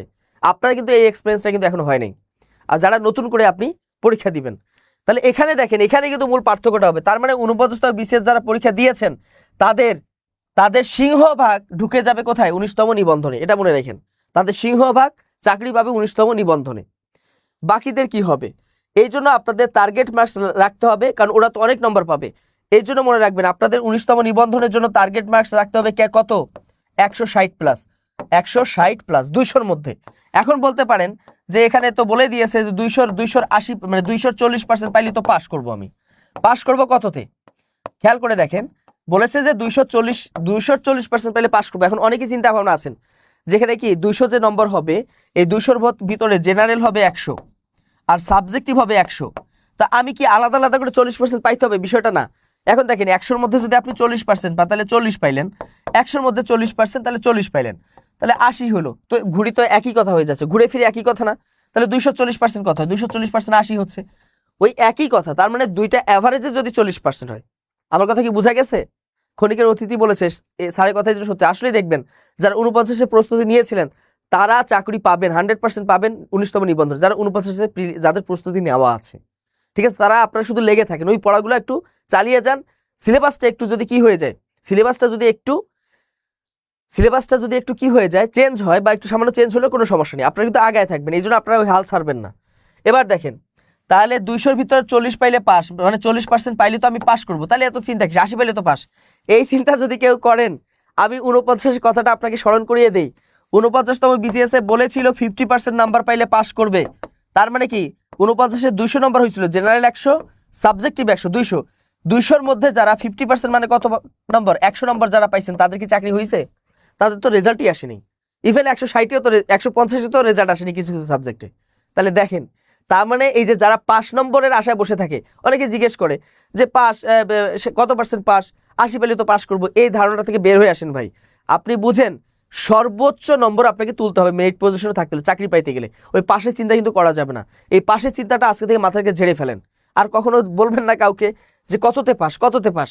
পাস না, আপনাকে সর্বোচ্চ নম্বর তুলতে হবে। আপনারা যারা 49 দিয়েছেন এখান থেকে শিক্ষা নেন, বা আপনার আশেপাশে যদি কেউ থাকে তাদেরকে জিজ্ঞেস করেন, তাদের কাছ থেকে জিজ্ঞেস করে তথ্যটা নিয়ে নেন। তাই আপনাদের টার্গেট থাকতে হবে 160+। আমি আগেই বলেছি 49তম বিসিএস এর জন্য, 19তম নিবন্ধনের জন্য আপনাকে টার্গেট নিতে হবে 160+। কিভাবে পাওয়া যায়, কেন বলেন? এই যে আমি একটু আগে দেখলাম যে রাষ্ট্রবিজ্ঞানের শূন্যপদ আছে কয়টি, মনে আছে? বললাম যে রাষ্ট্রবিজ্ঞান কলেজ পর্যায়ে শূন্যপদ আছে মাত্র 77টা। আচ্ছা বলেন তো দেখি, সারা বাংলাদেশে রাষ্ট্রবিজ্ঞানে এই নিবন্ধন পরীক্ষা দিবে কম হলো 30,000 দিবে, না দিক 25,000 তো দিবে, তাই না? কত দিবে? 25,000 তো দিবে। এই যে একজন বলেছে রাষ্ট্রবিজ্ঞানে 71 পেয়েছিলাম, আপনি কি টিকেছিলেন? আপনি কি টিকেছিলেন? একটু কমেন্টস করবেন দেখি। আমার মনে হয় না টিকেছিলেন, কারণ রাষ্ট্রবিজ্ঞানে প্রায় 160-এর উপরে নম্বর চলে গেছিল। দুইটা মিলে 200-র ভিতরে 160+ যারা পেয়েছে তাদের চাকরিটা হয়েছে। তাহলে এই যে বিষয়টা দেখেন কতটা একটা গুরুত্বপূর্ণ একটা তথ্য আপনাদেরকে দিচ্ছি। তাহলে রাষ্ট্রবিজ্ঞানে সারা বাংলাদেশে কমপক্ষে আবেদন করবে নিবন্ধনে 25,000 প্রার্থী। এই 25,000 প্রার্থীর মধ্যে চাকরি পাবে মাত্র 77 জন। এর মধ্যে তো আবার সপ্তম গণবিজ্ঞপ্তি যদি দেয়, তাহলে এখান থেকে যদি আরো 20টা পদ যদি কমে যায়, তাহলে 57টা পদ আসবে। তাহলে এই 57টা পদের জন্য 25,000 লড়বে, বা ধর যে 15,000ই লড়লো, আরো কম আবেদন করলো 15,000। তাহলে 15,000 যদি রাষ্ট্রবিজ্ঞানে পরীক্ষা দেয় যদি 57টা সিটের জন্য, তাহলে বুঝতে পারতেছেন প্রতিযোগিতাটা কোন লেভেলে হবে। আপনাদেরকে যা সচেতনতার জন্য বলতেছি, আপনারা মিলিয়ে নিবেন। আপনাদের সাথে তো দেখা হবে, ধরেন যে 1 মাস হোক 2 মাস হোক, সার্কুলারের পরে হোক, হ্যাঁ, কারণ 18তম নিবন্ধনের সাথে তো তথ্যগুলো তো আপনাদেরকে শেয়ার করে আসতেছি, এবং প্রত্যেকটা তথ্যই কিন্তু আপনারা মিল পাচ্ছেন। তো দেখা যাক, সামনে তো আপনাদের সাথে আবার দেখা হবে, সেদিন আপনাদের সাথে, সেদিন আমাকে প্রশ্ন করেন, ঠিক আছে, যে এই তথ্যগুলো যে দিয়েছিলেন একটু মিলিয়ে নেবেন। 49 যেরকম একটা ভয়াবহ পরিস্থিতি সৃষ্টি করেছিল, এই 19তম নিবন্ধনটা ভয়াবহ পরিস্থিতি সৃষ্টি করবে। এই জন্য ভাই, এখন থেকে কারো কথায় কান্না দিয়ে আপনি একটু একটু করে পড়াশোনা শুরু করেন, সেটা জেনারেল হোক আর সাবজেক্টিভ হোক। যারা বুদ্ধিমান তারা একটু, আপনি একা পড়েন আর যেখানেই পড়েন না কেন, ঠিক আছে, আপনি একা পড়েন আর যেখানেই পড়েন না কেন, আপনি এখন থেকে একটু একটু শুরু করে দেন। এবার দেখেন আবেদন যোগ্যতা নিয়ে কথা বলবো। নিবন্ধনে শিক্ষক হওয়ার জন্য কিছু আবেদন যোগ্যতা দরকার, ঠিক আছে, কিছু আবেদন যোগ্যতা দরকার। প্রথমে দেখবো যে শিক্ষাগত যোগ্যতা স্কুল 2 পর্যায়ে। ভালো করে একটু সুখে মনে রাখবেন, 49-এ ইসলাম শিক্ষায় 85 পেয়েছিলাম। তাহলে দেখেন উনি 85 পেয়েছিল, টিকতে পারে নাই, মানে ইসলাম শিক্ষায় 49 বিসিএস এ 85 পেয়েছে, 100-র মধ্যে 85, তার রেজাল্ট আসেনি। তাহলে দেখেন কতটা কম্পিটিটিভ ছিল। এই 19তম নিবন্ধন হবে তার থেকে ভয়াবহ একটা কম্পিটিটিভ হবে, মনে রাখেন, কিন্তু এটা আগে বলে দিলাম, কারণ 49-এর প্রার্থীরা কিন্তু প্রস্তুত, তারা মাঠে কিন্তু লড়ার জন্য প্রস্তুত, তাই না? এই জন্য নতুন যারা আছেন তারা কিন্তু এখন থেকে পড়াশোনা করতে হবে, তাদেরকে পিছনে পিছনে দৌড়াইতে হলে। এখানে 2টা পদ আছে, ভালো করে মনে রাখবেন, সেটা হলো জুনিয়র শিক্ষক। সেটা হলো কি, একটা হলো জুনিয়র শিক্ষক। জুনিয়র শিক্ষক কোন কোন সাবজেক্টের জন্য? যারা বাংলা পড়াবেন প্লাস যারা ইংরেজি পড়াবেন। এখন এই নিয়োগটা কোথায় হবে? এই নিয়োগটা কোন জায়গায় হবে? এই নিয়োগটা হবে ইবতেদায়ী মাদ্রাসায়। কোন মাদ্রাসায়? স্কুলে না কিন্তু, এই নিয়োগটা হবে ইবতেদায়ী মাদ্রাসায় অথবা শাখায়। ইবতেদায়ী মাদ্রাসা কেন বললাম? কিছু কিছু মাদ্রাসা আছে ক্লাস 1 থেকে 5 পর্যন্ত, 5ম শ্রেণী পর্যন্ত। আবার কিছু কিছু মাদ্রাসা তো আছে, বেশিরভাগ মাদ্রাসা হচ্ছে কি ক্লাস 1 থেকে দাখিল পর্যন্ত, আলিম পর্যন্ত, ফাজিল পর্যন্ত, কামিল পর্যন্ত। ওই সকল মাদ্রাসার যে ইবতেদায়ী শাখাটা আছে, এই ইবতেদায়ী শাখায় মাদ্রাসায় এটা নিয়োগ হবে। আরেকটা হলো কি, জুনিয়র মৌলভী। ভালো করে দেখেন, জুনিয়র মৌলভী। আচ্ছা, অবশ্যই শেয়ার দিবেন, কারণ এতে করে সামনে যারা পরীক্ষা দিবেন তারা কিন্তু এর থেকে উপকৃত হবেন, এই তথ্যগুলো থেকে তারা জানতে পারবে যে কি কি অভিজ্ঞতা। এই জন্য সবাই একটু শেয়ার দিয়ে রাখবেন, এটা আপনাদের নিজেদেরই লাগবে, যখন আপনারা আবেদন করতে যাবেন তখন এই লাইভটা আপনাদের কাজে লাগবে। এবার দেখেন জুনিয়র শিক্ষক বাংলা এবং ইংরেজি, এখানে যোগ্যতা কি লাগবে একটু আলোচনা করি। জুনিয়র মৌলভীটা একটু নিচে লিখলাম, জুনিয়র মৌলভী আর কি, তাই না, জুনিয়র মৌলভী। এই যে দেখেন জুনিয়র মৌলভী, জুনিয়র শিক্ষকের আবেদন যোগ্যতা হচ্ছে এসএসসি, এইচএসসি পাস। মনে রাখবেন কি পাস? এইচএসসি পাস, অথবা মাদ্রাসা থেকে আলিম পাস, অথবা সমমান পাস, মানে কোনো কারিগরি প্রতিষ্ঠান থেকে যদি সমমান কোনো ডিগ্রি থাকে তারা এখানে আবেদন করতে পারবেন। কোথায়? এই জুনিয়র শিক্ষক বাংলা এবং ইংরেজির জন্য। আর যারা আছেন জুনিয়র মৌলভী, তাদের আবেদন যোগ্যতা হচ্ছে শুধু আলিম পাস, সর্বনিম্ন আলিম পাস, ঠিক আছে। এখানে আর স্কুল, যারা সাধারণ কলেজ থেকে পড়াশোনা করেছেন, স্কুল থেকে পড়াশোনা করেছেন, তারা এখানে কিন্তু আবেদন করতে পারবেন না। আশা করি বুঝতে পেরেছেন। আপনাদের পরীক্ষা কত নম্বরের হবে? এখন আমি যদি কথা বলি যে পরীক্ষা, আপনাদের পরীক্ষা হবে ওই যে 200 নম্বর। এখন বলতে পারেন যে 200 নম্বরে যে জেনারেল 200 তো বুঝলাম, জেনারেল 100 তো বুঝলাম, যে বাংলা, ইংরেজি, সাধারণ জ্ঞান, ম্যাথ, জিকে, মানে এগুলো আসলো। সাবজেক্টিভ 100 কি হবে? এই সাবজেক্টিভ আবার ওই বাংলা এবং ইংরেজি, এটার উপর আবার কি হবে? 100 নম্বরের প্রিলি হবে। তারপরে 18তম নিবন্ধনে যেটা আছে, এই যে একজন বলেছে আবেদন করার ইচ্ছা শেষ, না, ইচ্ছা শেষ করলে তো হবে না, প্রতিযোগিতা করে আপনাকে টিকে থাকতে হবে, বাঘের মতো, সিংহের মতো করে টিকে থাকতে হবে, লড়াই করে টিকে থাকতে হবে। একটা সিট থাক, তারপর আপনি প্রতিযোগিতা করে একটাতে ঢুকে যাবেন, ঠিক আছে। এই জন্য হতাশ হওয়া যাবে না। এই হতাশ যেখানে হয়েছেন, হতে পারে যে এটাই ছিল, এটাই হতে পারে, এখানেই আপনার চাকরিটা হইতে পারে। এই জন্য কখনো হতাশ হবেন না, দয়া করে কখনো কোনো কাজে হতাশ হবেন না আপনারা, হ্যাঁ, হতাশ কখনো হবেন না। জীবনে সফলতা যেমন দরকার আছে, জীবনে ব্যর্থ হওয়া দরকার আছে, কারণ ব্যর্থতা মানুষ হচ্ছে কি উপরে ওঠার সিঁড়ি। আপনি যদি ব্যর্থ না হন, তাহলে সফলতার যে স্বাদ, সফলতার জিনিসটা কিন্তু আপনার তখন গ্রহণযোগ্য মনে হবে না, ওইটার স্বাদ আপনি পাবেন না। এই জন্য জীবনে ব্যর্থ হতে হয়, যত ব্যর্থ হবেন মনে রাখবেন, আপনি যদি ব্যর্থ হওয়ার পরেও যদি উঠে আবার দাঁড়িয়ে যান, তাহলে সত্যি একদিন আপনি সফল হবেন। মৃত্যুর আগের দিন হলেও আপনি মৃত্যুবরণ করলেও সফল হয়ে মৃত্যুবরণ করবেন। আমার কথা কি বোঝা গেছে? ইহকালে না হন, পরকালে হবেন। এই জন্য হতাশ হবেন না, দয়া করে কেউ হতাশ হবেন না, এটা মনে রাখবেন। তাহলে দেখেন, জেনারেল 100 হবে আপনাদের, জেনারেল 100। আর সাবজেক্টিভে কি হবে? বাংলা এবং ইংলিশ। আগে যেমন 50-50 থাকতো, ওই যে বাংলা ইংলিশ সিলেবাসে যে টপিকগুলো ছিল, ওই টপিকগুলোর উপরে ভিত্তি করে কি হবে? 100 নম্বরে প্রিলি হবে। আশা করি বুঝতে পেরেছেন, তাই না? আশা করি আপনারা যোগ্যতা সম্পর্কে বুঝতে পেরেছেন। এরপর দেখেন শিক্ষাগত যোগ্যতা। স্কুল পর্যায়ে যারা স্কুল পর্যায়ে আছেন তাদের শিক্ষাগত যোগ্যতা কি? 1 নাম্বার, যাদের ডিগ্রি পাস আছে। কি পাস? যারা ডিগ্রি পাস করেছেন অথবা ফাজিল পাস করেছেন।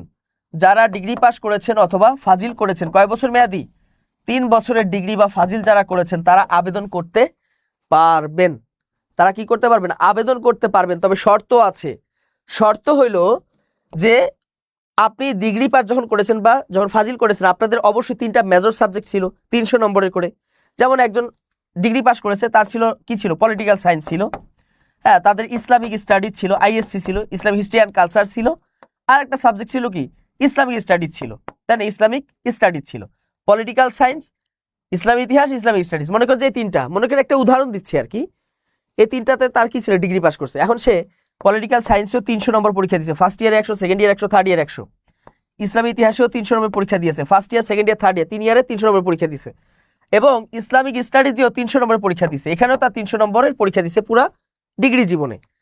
সে যে কোনো একটাতে আবেদন করতে পারবে। মানে 300 নম্বর ডিগ্রি পাশে যদি আপনার 300 নম্বর থাকে, তাহলে যে সকল সাবজেক্টে 300 নম্বর কি আছে, যে সকল সাবজেক্টে 300 নম্বরে আপনি পরীক্ষা দিয়েছেন, ওই সকল সাবজেক্টে আপনি আবেদন করতে পারবেন। তবে যে কোনো একটাতে পারবেন আর কি, একাধিক না। কিন্তু এখন আপনার কাছে দেখবেন যে কোথায় শূন্যপদ বেশি, কোন সাবজেক্টটা আপনার কাছে সহজ লাগে, বা কোথা থেকে আপনি চাকরি পাওয়ার সম্ভাবনাটা বেশি, কোনটাতে আপনি ভালো করতে পারবেন, কোনটাতে আপনার বেসিক ভালো, সেই অনুযায়ী যদি মনে হয় পলিটিক্যাল সায়েন্স, তাহলে এটাতে আবেদন করবেন।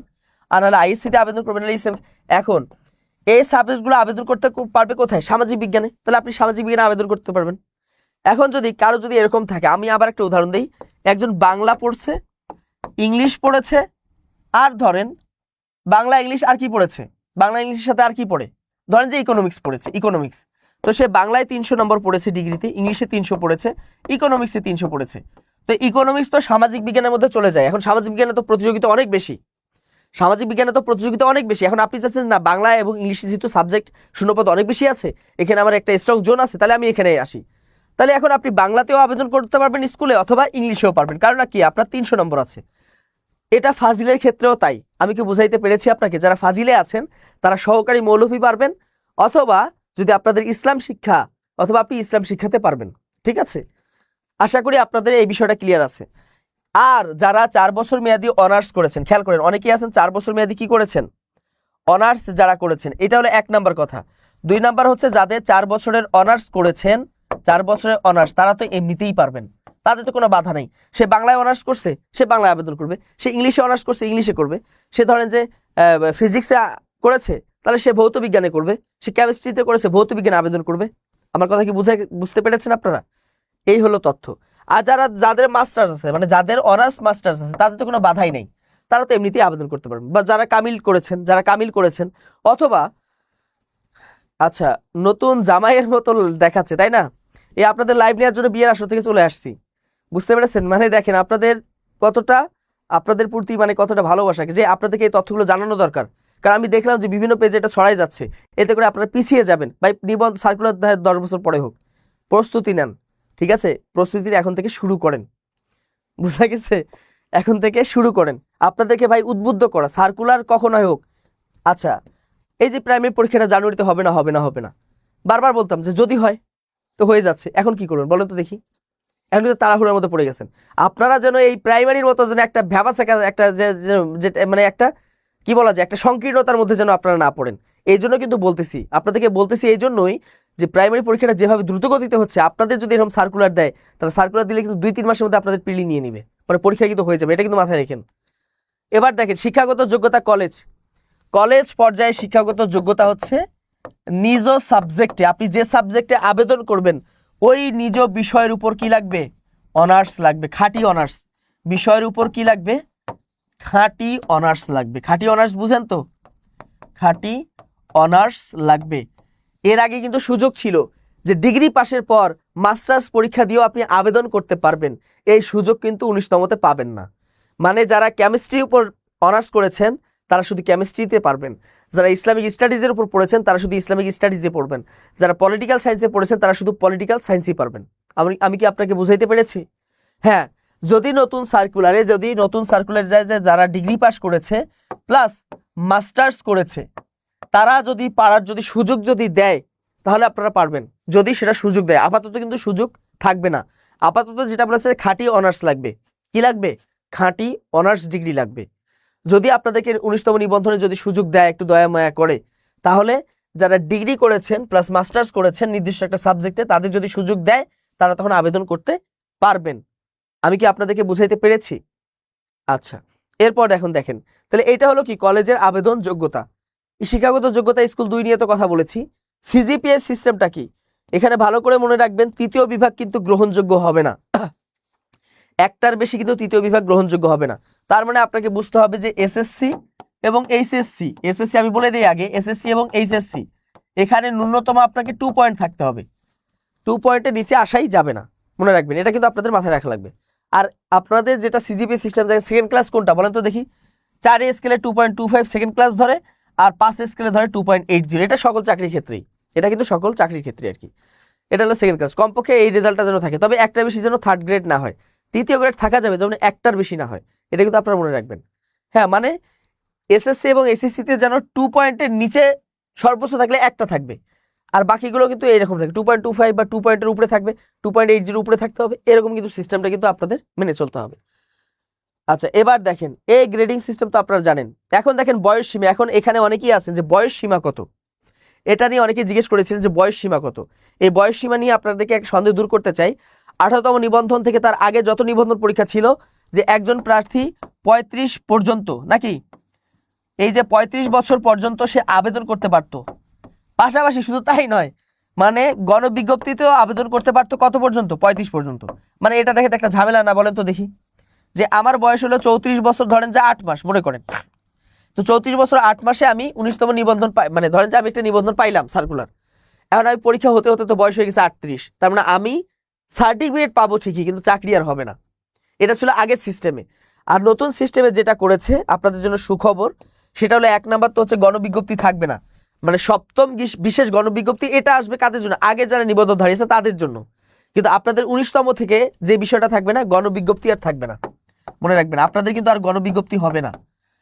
আবার ভুল বুঝেন না কিন্তু, আমি কিন্তু এই যে সপ্তম গণবিজ্ঞপ্তির কথা বলি নাই, ঠিক আছে? সপ্তম গণবিজ্ঞপ্তি আসবে 1 থেকে 18তম, মানে 12 থেকে 18তম, যে আগের যারা নিবন্ধন ধারিয়েছে তাদেরকে চাকরি দেওয়ার জন্য। কিন্তু আপনাদের 19তম নিবন্ধন থেকে কোনো গণবিজ্ঞপ্তি থাকবে না, ডিরেক্ট চাকরি, প্রাইমারির মতো আর কি, ডিরেক্ট চাকরি। ভাইভাতে পাস করছেন, রেজাল্ট দিবেন, চাকরিতে যোগদান করবেন, গণবিজ্ঞপ্তি থাকবে না। কোথায় থাকবে না? এটা হলো 19তমতে গণবিজ্ঞপ্তি থাকবে না। আর বয়স সীমাটা হচ্ছে যে আপনি আবেদন করতে পারবেন 35 পর্যন্ত। আবেদন করতে পারবেন কোথায়? এই যে স্কুল 2 পর্যায়ে আবেদন করা যাবে। স্কুল 2 তো বুঝেন, ওই যে জুনিয়র মৌলভী যেটা, এখানে পারবেন 18 থেকে 35 পর্যন্ত। আপনার বয়স যেন 18 থেকে 35 এর মধ্যে থাকে। আর স্কুল পর্যায়ে 21 থেকে 35, মানে স্কুল এবং কলেজ, স্কুল কলেজ পর্যায়ে এসে 21 থেকে 35, বুঝা গেছে? তার মানে দেখেন স্কুল 2 পর্যায়ে হচ্ছে 18 থেকে 35, আর স্কুল 2 পর্যায়ে, আর স্কুল এবং কলেজ পর্যায়ে এটাতে হবে কি 21 থেকে 35, এটার মধ্যে হবে। এখন আপনি 35 বছর বয়স পর্যন্ত আবেদন করতে পারবেন। এখন পরীক্ষা হতে হতে আপনার বয়স হয়ে গেছে 37 মনে করেন, এখন এটার রেজাল্ট বেরোতে নিয়োগ দিতে দিতে বয়স হয়ে গেছে 40, কোনো সমস্যা নেই, ওই 40 বছরে আপনাকে নিয়োগ দিবে। এই বয়সের বাধাটা কিন্তু উঠে গেছে। আমি কি আপনারা কি বুঝতে পেরেছেন? আগে যে একটা বয়সের বাধা ছিল, আবেদনও 35, চাকরিতে যোগদানও 35, তাহলে সার্টিফিকেট দিয়ে আমার লাভ কি হলো? কিন্তু এখন সার্টিফিকেটের মূল্যটা থাকবে, আপনার এনটিআরসি সার্টিফিকেট দিবে, এটার মূল্যটা আপনার কাছে থাকবে, ঠিক আছে? যে আপনি 35 পর্যন্ত আবেদন করেন, এখন চাকরি 50 বছর গিয়ে হোক, 10 বছর পরে গিয়ে পরীক্ষা হোক, 20 বছর পরে গিয়ে আপনাকে যোগদান মানে আপনাকে নিয়োগ দিক, কোনো সমস্যা নেই, চাকরি আপনার। এটা হচ্ছে কথার কথা বললাম, এতদিন তো আর লাগবে না, হয়তো 6 মাস 1 বছরের মধ্যে আপনাকে নিয়োগ দিয়ে দিবে, কিন্তু কথার কথা হচ্ছে যে চাকরিটা যখনই হোক আপনি পেয়ে যাবেন, কিন্তু পাশ করলেই পেয়ে যাবেন। তারপরে এই বয়সের বাধাটা কিন্তু আর থাকছে না। এরপর দেখেন জরুরি কিছু নির্দেশনা আছে। জরুরি নির্দেশনা বলতে কি বোঝায়? এই মুহূর্তে যে কাজটা করা যাবে, এই মুহূর্তে আপনাদেরকে যে কাজটা করতে হবে, সেই কাজটা হচ্ছে কি, মানুষের কথায় কান না দিয়ে বিভ্রান্ত না হয়ে সার্কুলার জানুয়ারিতে আসুক আর 2 বছর পরে আসুক, এটার ভিতর কান দেওয়া যাবে না।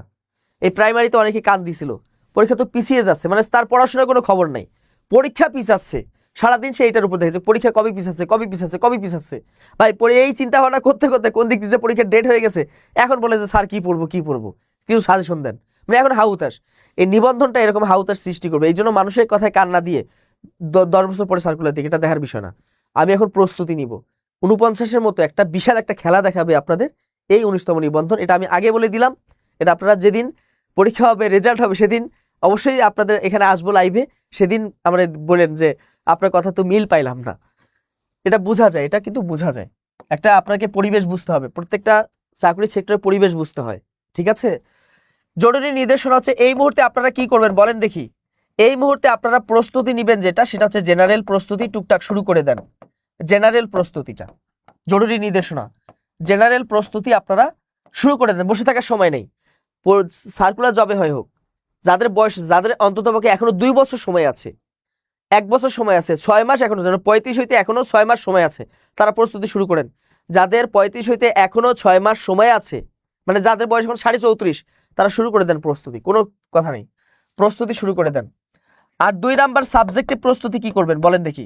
বাজারে যে প্রচলিত যে বইগুলো আছে 18তম নিবন্ধনের, এই বইগুলো পড়ে কিন্তু তেমন একটা লাভ হবে না, কারণ এই বইগুলোতে কি আছে, বিগত সালের বাছাই করা কিছু প্রশ্নের কি দেওয়া আছে, ওই প্রশ্নের উত্তর দেওয়া আছে। ভাই এই বই পড়ে আপনি কখনো উপকৃত হতে পারবেন না। যারা 49 BCS দিয়েছেন তারা এই ব্যাপারটা জানেন যে আপনাদের কিন্তু একদম পুরো আগে থিওরি পড়তে হয়েছে, বিশাল থিওরি পড়তে হয়েছে, এক একটা অধ্যায় 50-60 পৃষ্ঠা থিওরি পড়তে হয়েছে।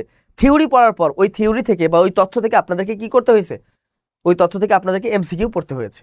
মেধা তালিকা কিভাবে হবে এটা আমি বলতেছি, সবই বলবো আপনাদেরকে। তার মানে আপনাদেরকে সাবজেক্টিভ কি করতে হবে, আগে আপনারা NTRCA থেকে, এই NTRCA থেকে চলে যাবেন, গিয়ে এখান থেকে আপনার সিলেবাসটা ডাউনলোড করবেন। স্কুল 2 আপনি যে পর্যায়ে পরীক্ষা দিবেন সিলেবাস পাওয়া যায়, ওখানে গেলেই দেখবেন যে স্কুল 2 সিলেবাস, স্কুল সিলেবাস, ঠিক আছে। তারপর হচ্ছে কলেজ সিলেবাস, এটা পাওয়া যায়। আপনি NTRC ভিতরে ঢুকে নিচে থেকে স্ক্রল করে যান, সিলেবাস পাবেন। সিলেবাসটা ডাউনলোড করে আপনার সাবজেক্টটা খুঁজে বের করবেন, ঠিক আছে। সিলেবাসটা আপনি ডাউনলোড করবেন করে, আপনার যদি কোনো একাডেমিক লাইফের বই থাকে, খেয়াল করে দেখেন, আপনার যদি কোনো একাডেমিক বই থাকে, ওই যে অনার্স করছেন যে বইগুলো দিয়ে, এই একাডেমিক বই যদি থাকে, যদি একাডেমিক বই থাকে, যদি থাকে, তাহলে আপনারা বের করবেন যে এই যে আমার যে সিলেবাস আছে, এই সিলেবাসের ভিতরে এই টপিকটা আমি কোন ইয়ারে পড়েছিলাম, ফার্স্ট ইয়ারে পড়েছি, সেকেন্ড ইয়ার, থার্ড ইয়ার, ওই বইটা বের করে সুন্দর করে A to Z পড়বেন, ওই টপিকটা একদম A to Z ভালো করে পড়বেন। আমি কি বুঝাইতে পেরেছি আপনাকে? মানে আপনার যদি থিওরিগুলো জানা থাকে, এখন MCQ যে প্রান্ত থেকে দেয় দিক, কিন্তু আপনি যদি মনে করেন যে আমি শুধু MCQ মুখস্থ করে আমি পরীক্ষা দিব, তাহলে ইহো জীবনে আপনি চাকরি পাবেন না। আপনাকে আগে থিওরি জানতে হবে, বেসিক, ওইটা হচ্ছে আপনার বেসিক, কারণ ওই বইগুলো তো আপনার পড়া আছে। এখন কথা আছে যাদের কাছে বই নেই তাদের কি আছে, তাদের জন্য করণীয় আছে, সেটা আমি বলতেছি। তার মানে আপনি ওই সিলেবাসটা ডাউনলোড করবেন, করে ওই টপিকগুলো দেখবেন আপনি কোন ইয়ারে পড়েছিলেন, ওই ইয়ারের বইগুলো বের করে তারপর কি করবেন, আপনি ওই টপিকটা সুন্দর করে রিডিং পড়বেন। আপনার MCQ পড়ার দরকার নেই, শুধু রিডিং পড়ে যান ভালো করে। সিলেবাস এখনো দেয়নি, আপনাকে কি বললাম, সিলেবাস এখনো দেয় নাই। 18তম যে সিলেবাস আছে ওইটাই আপনি বের করেন, ওখান থেকে তো খুব চেঞ্জ আসবে না, হয়তো 20-30 নাম্বার চেঞ্জ আসবে। এই যে 49 BCS এর সিলেবাস, এটা কি চেঞ্জ করছিল? করে নাই, কিন্তু ওটা যে রিটেনের যে সিলেবাস ওইটাই কিন্তু এখানে দিয়েছিল। ঠিক তেমনই এই সিলেবাসটাও কি হবে, ঠিক আছে। সকাল 8টা থেকে আছি, সমস্যা নেই, যত রাত হয় হোক, ঠিক আছে। এবার দেখেন, তার মানে কি ওই সিলেবাসটাই ডাউনলোড করে আপনি ওই সিলেবাসটা ফলো করেন, হয়তো 20 নাম্বার চেঞ্জ হবে, এর বেশি না। চেঞ্জ আসবে কোথায়, যেমন বাংলাতে চেঞ্জ আসবে, ইংলিশে চেঞ্জ আসবে, আরবিতে চেঞ্জ আসবে, যেটা হচ্ছে ভাষাভিত্তিক, এগুলোতে চেঞ্জ আসবে। ওভারঅল রাষ্ট্রবিজ্ঞান, পলিটিক্যাল সায়েন্স, পলিটিক্যাল সায়েন্স, সমাজবিজ্ঞান, এগুলোতে খুব একটা চেঞ্জ আসবে, হয়তো 10-20 নাম্বার চেঞ্জ আসবে। এটা আমি আগে বলে দিলাম। এই জন্য কি করবেন, ওই যে একাডেমিক বই থাকলে নিবেন, নিয়ে আপনি এখন রিডিং পড়েন, ব্যাস পড়তেই থাকেন বাসায়, শুধু রিডিং পড়েন, বুঝিয়ে পড়েন, গল্পের মতো করে পড়েন। আপনি থিমটা নেওয়া শুরু করেন, দেখবেন যে হয়ে যাবে, এখান থেকে মোটামুটি হয়ে যাবে। আচ্ছা, অবশ্যই দেখেন আজকের আলোচনাটা যে কত গুরুত্বপূর্ণ এটা আপনারা পরে বুঝবেন, তাই না। এটা হলো জরুরি নির্দেশনা। এখন হচ্ছে যদি আপনার কোনো কিছুই না থাকে, মনে করেন যে যদি আপনার কি না থাকে, মানে আপনার যদি কোনো ধরনের উপকরণ নাই, মানে আপনার কোনো উপকরণ নেই, খালি হাত পা আছে, না খালি হাত পা নিয়ে অনেকে দুনিয়াতে কিন্তু আছে, আমরা তো খালি হাত পা নিয়ে আসছি দুনিয়াতে, তো অনেকে এরকম আছে যে আমরা হাত পা নিয়ে আসি। প্রত্যেকটা সাবজেক্টে একই কথা, আপনি চারুকলা বলেন, দর্শন বলেন, মার্কেটিং বলেন, ঠিক আছে, যতগুলো সাবজেক্টের আছে সবগুলো একই কথা। সিলেবাসটা ডাউনলোড করে আপনার যদি একাডেমিক বই থেকে সংগ্রহ করেন, পুরো লাইব্রেরি থেকে নিয়ে আসেন, এগুলো আপনি করেন, ঠিক আছে। এরপর দেখেন উপকরণ নাই, ধরেন যে অনেকে বলে যে আমার উপকরণ নেই, আমি কি করব? উপকরণ যদি না থাকে সেক্ষেত্রে কি করবেন, ওই 18তম যে নিবন্ধনের যে বইটা আছে, এখন কি, এখন তো কিছুই নাই, শেষ মুহূর্তে একটা বুদ্ধি বের করতে হবে। ওই 18তম নিবন্ধনের ওই একটা বই কিনলেন, মনে করেন একটা বই সংগ্রহ করে একটু রিডিং পড়ে দেখেন যে কি কি আছে। তো ওখানে কিন্তু ওভারঅল সব কিছুই নেই। ইতিহাসের জন্য একই কথা, সব কিছু পাবেন না। এর থেকে ভালো হচ্ছে, যদি এখন বলবেন যে আপনি বিদ্যাবাড়িতে যুক্ত হইতে কেন বলতেছেন, আপনি তো তাহলে মার্কেটিং করতে, আমি এটা বলতেছি না। যদি কারো মনে হয় যে না আপনি বিদ্যাবাড়ি থেকে নেই, আমাদের প্রত্যেকটা ক্লাস যারা এখানে যুক্ত আছে নিবন্ধনে, যারা অ্যাডভান্স বেসে এখন যুক্ত আছে, তাদের কিন্তু আগে থিওরি দিচ্ছি, সাথে এমসিকিউ দিচ্ছি। যদি কেউ একটু থাকেন একটু সাড়া দিবেন। আপনাদেরকে কিন্তু কি দিচ্ছি, থিওরিও দিচ্ছি, এমসিকিউ দিচ্ছি, মানে ওই বিষয়টা পরিপূর্ণ যা তথ্য আছে সবগুলো দিয়ে, সাথে কিন্তু আমরা কিন্তু এমসিকিউ গুলো দিচ্ছি। তাহলে দুটো একসাথে হয়ে গেল। এখানে আপনারা যুক্ত হতে পারেন। যদি কারো কাছে বই না থাকে, উপকরণ না থাকে, তাহলে টেনশন নেই। আপনারা যদি বিদ্যাবাড়িতে যুক্ত হন, এই বিষয়গুলো আপনাদের আর টেনশন করতে হবে না, কোনো বইয়ের আর টেনশন করতে হবে না। কোন বই থেকে তথ্যগুলো নিয়েছে এই রেফারেন্সও কিন্তু আপনাদেরকে দিয়ে দিই, ঠিক আছে। মৃত্তিকা বিজ্ঞান, সয়েল সায়েন্স একই সবার জন্য একই, আমি কথা বলে দিলাম, সবার জন্য একটাই, ঠিক আছে। এরপর দেখেন, এখন এমসিকিউ পরীক্ষা হচ্ছে জেনারেল 100, আর একটা হলো কি সাবজেক্টিভ 100।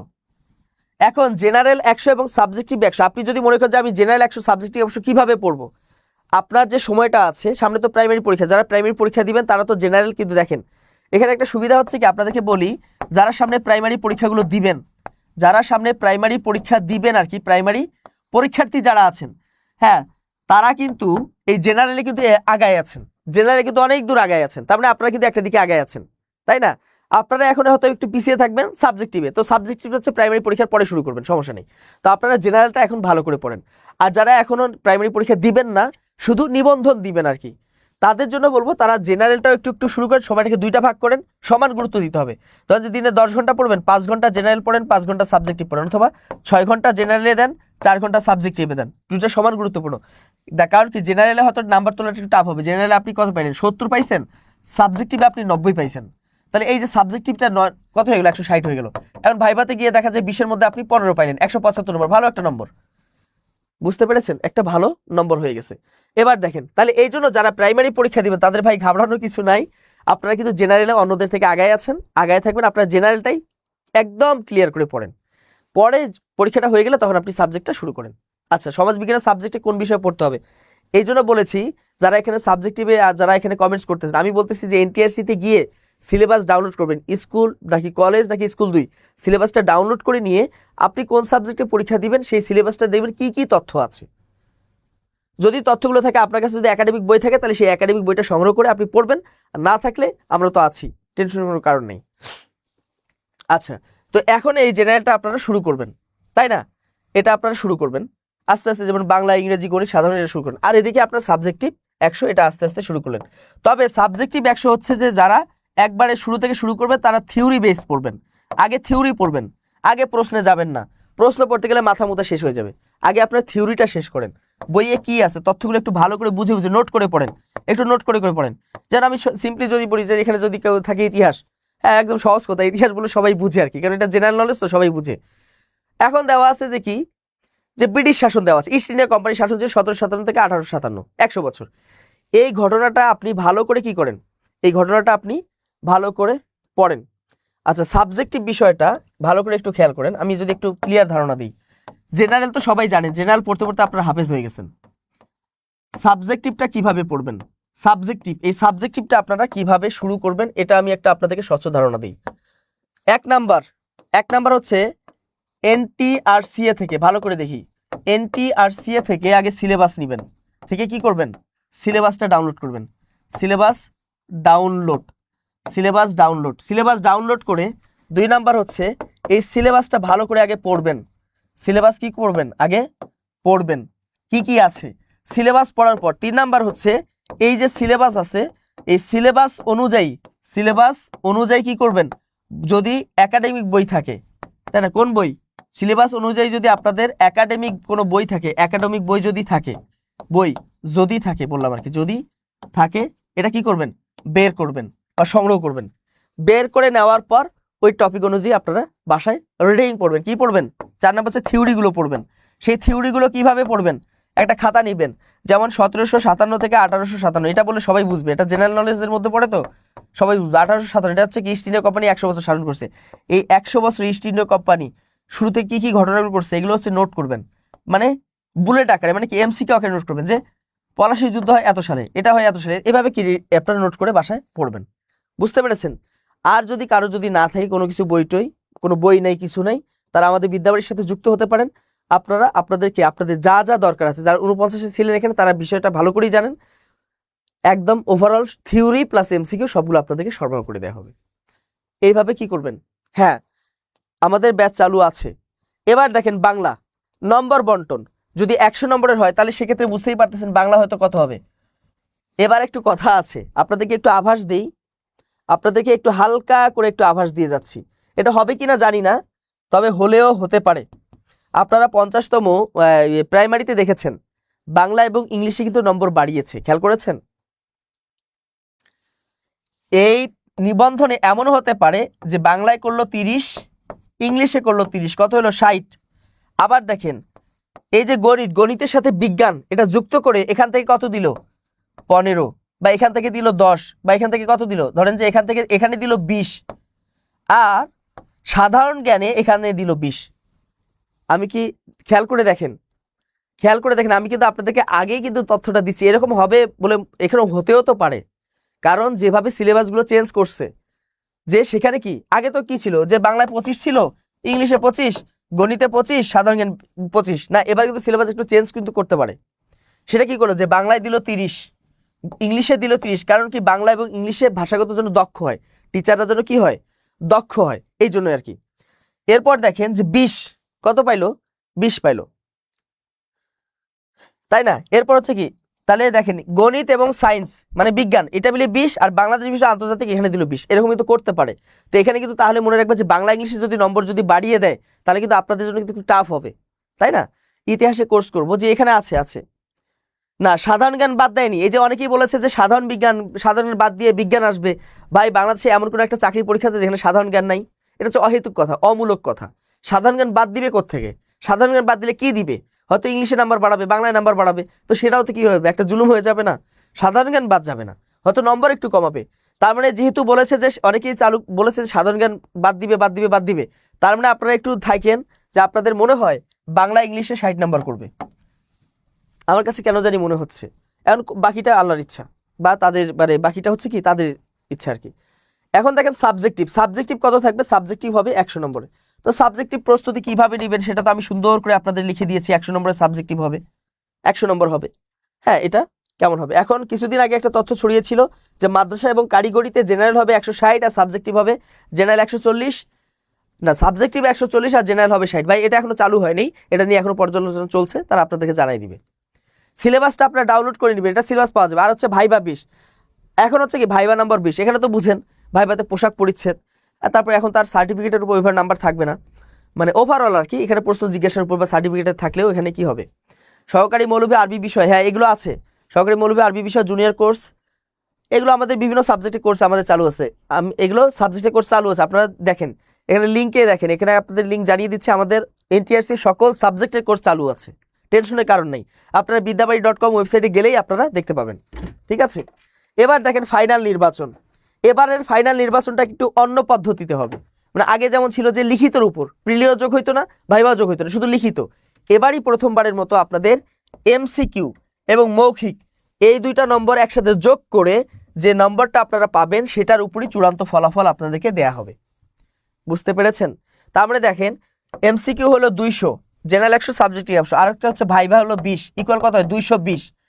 এই 220-এর মধ্যেই আপনাদের নম্বরটা কারেক্ট কি করবে দেখবে।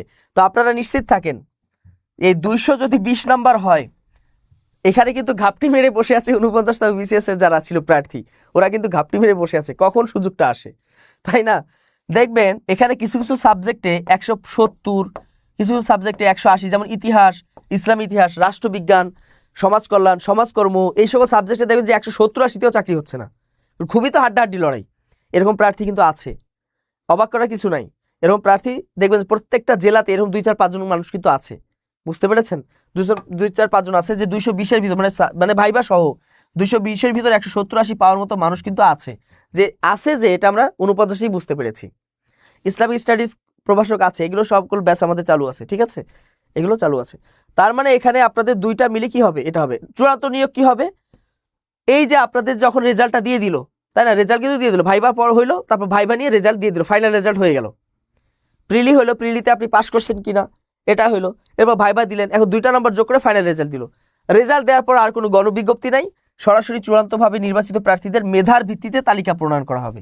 মেধার ভিত্তিতে সর্বোচ্চ নম্বর কত পেয়েছে, যেমন গণিতে, যে গণিতে 220-এর ভিতরে একজন পাইছে কত, 158 পেয়েছে। গণিতে পাওয়াটা কিন্তু টাফ, গণিত, ইংলিশ, আরবি এই ভাষাভিত্তিক সাবজেক্টে কিন্তু অনেক নম্বর তোলাটা কিন্তু খুবই টাফ। তো গণিতে 158, ফিজিক্স, কেমিস্ট্রি এগুলোতে কিন্তু টাফ হয়ে যায়। 158। এখন গণিতে এখানে শূন্যপদ আছে, মনে করেন যে 500 শূন্যপদ আছে, তাহলে 158 হলো সর্বোচ্চ নম্বর, তাহলে 158 ইনপুট দিবে, দিয়ে বলবে যে আমাকে 158 সর্বোচ্চ নম্বর ধরে 500 জন প্রার্থী আমাকে বাছাই করে দাও। তাহলে যিনি 500তম হয়েছেন, তাহলে 158 ছিল সর্বোচ্চ নম্বর, ইনি হলেন প্রথম। 500তম যিনি হয়েছেন তার নাম্বার হলো মনে করেন যে 142, তাহলে এটা হবে কাট নাম্বার। 142 যে পাইছে তার চাকরিটা হবে, এর নিচে যারা পাইছে তার চাকরি হবে না। এখানে আরেকটা বিষয় হচ্ছে, মেধা তালিকা প্রণয়নের ক্ষেত্রে আপনাদের একটা মনে রাখবেন, এই যে প্রিলি যে হবে, প্রিলিতে পাশ করাবে কিভাবে বলে তো দেখি। প্রিলিতে যে পাশ করাবে এটাও একটা নীতিমালা কিন্তু আছে। প্রিলিতে পাশ করানো হবে কিভাবে জানেন, 2:1, সরি 1:2, তার মানে একটা পদের বিপরীতে 2জনকে পাশ করানো হবে। একটা পদের বিপরীতে কতজন, 2জনকে পাশ করানো হবে। মানে খেয়াল করে দেখেন, গণিতে আছে 500টা মনে করেন যে সিট আছে, গণিত স্কুল পর্যায়ে, ধরেন স্কুল পর্যায়ে গণিতে 500টা সিট আছে, তাহলে এখানে প্রিলিতে টিকাবে মাত্র 1000 জন। আগের মতো এরকম আনলিমিটেড কিন্তু টিকাবে না। বিষয়টা কিন্তু এইখানে হচ্ছে কি চিন্তার বিষয়, আপনাদের 19তম নিবন্ধনের মূল চিন্তার বিষয়টা হচ্ছে এই জায়গাতেই। এখানে আনলিমিটেড টিকাবে না, প্রত্যেকটা সাবজেক্টের বিপরীতে আলাদা আলাদা করে, এখানে কিন্তু আগে যেমন টিকাইতো আলাদা আলাদা, ঠিক এভাবেই প্রাইমারি মতো করে টিকাবে। ঠিক আছে, এটা কিন্তু নীতিমালা বলে দিছে। আমার কথা যদি বিশ্বাস না, আপনার নীতিমালা ইতিমধ্যে দেখেছেন, পেয়েছেন, পড়েছেন। এই 1000 জন টিকাবে। এখন কথা হচ্ছে, প্রিলিতে হয় 1:2 টিকাইলো, এখন ভাইভাতে কিভাবে টিকাবে, ভাইভাতে আর একটু সার্ট করবে। এই যে ভাইভাতে টিকাবে কিভাবে, ভাইভাতে টিকাবে এই যে 1000 জন টিকাইছে না, ভাইভাতে টিকাবে হচ্ছে 500 জন, মূল পদ হলো 500 জন। এই 500 এ 20% কত হয় বলেন তো দেখি, 100 হয়। 500 এর 20% কত হয়, 100 হয়। তাহলে শূন্য পদ আছে 500 জনকে টিকাবে, এবং শূন্য পদের আরো 20% বেশি টিকাবে, অর্থাৎ টোটাল 600 টিকাবে, 100 জনকে বেশি টিকিয়ে রাখবে। কেন, এটা ভাইভাতে টিকাবে, চূড়ান্তভাবে টিকাবে। কেন, যদি এই 500 জনের ভিতর যদি কেউ চাকরিতে যোগদান না করে বা বাদ যায়, এই যে বাকি যে 100 জন আছে এদেরকে প্যানেলের মাধ্যমে নিয়োগ দেওয়া হবে। কিসের মাধ্যমে, প্যানেলের মাধ্যমে নিয়োগ দেওয়া হবে। এই বিধিমালাটা যদি একটু ভালো করে আপনারা পড়েন, তাহলে আশা করি যে আপনি ক্লিয়ার হয়ে যাবেন। তার মানে আপনাদের কিন্তু প্যানেল আছে, তার মানে দেখেন নিবন্ধন আর ওই আগের মতো নিবন্ধন থাকছে না। 18তম নিবন্ধনে কিছু কিছু সাবজেক্টে লিখিত পরীক্ষা 40 পেয়েও অনেকে চাকরি হয়েছে, আমি জানি। ঠিক আছে, আমাদেরই অনেক শিক্ষার্থী ছিল। 19তম নিবন্ধনে যদি এরকম চিন্তা করে যে এই 200-র ভিতর 40, মানে 100-র ভিতর 40, ওটাতে 100-তে 40, এই 40 80 পেয়ে 200-র ভিতর 80 পেয়ে আমার চাকরি হবে, এটা আশায় গুড়ে বালি, মনে রাখেন, এই আশা বাদ দিতে হবে। এখন দেখেন পোস্টিং কোথায় হবে, খেয়াল করে দেখেন আপনাদের পোস্টিংটা হবে কোথায়। এই পোস্টিং নিয়ে একটু বলি। আপনারা হয়তো দেখেছেন 18তম নিবন্ধনে একটা পোস্টিংয়ে একটা বিশাল একটা খেলা দেখিয়েছে। আপনাদের 19তমতে কি হবে, আমি দেখেন 19তম নিবন্ধনে পোস্টিংটা কিভাবে হবে।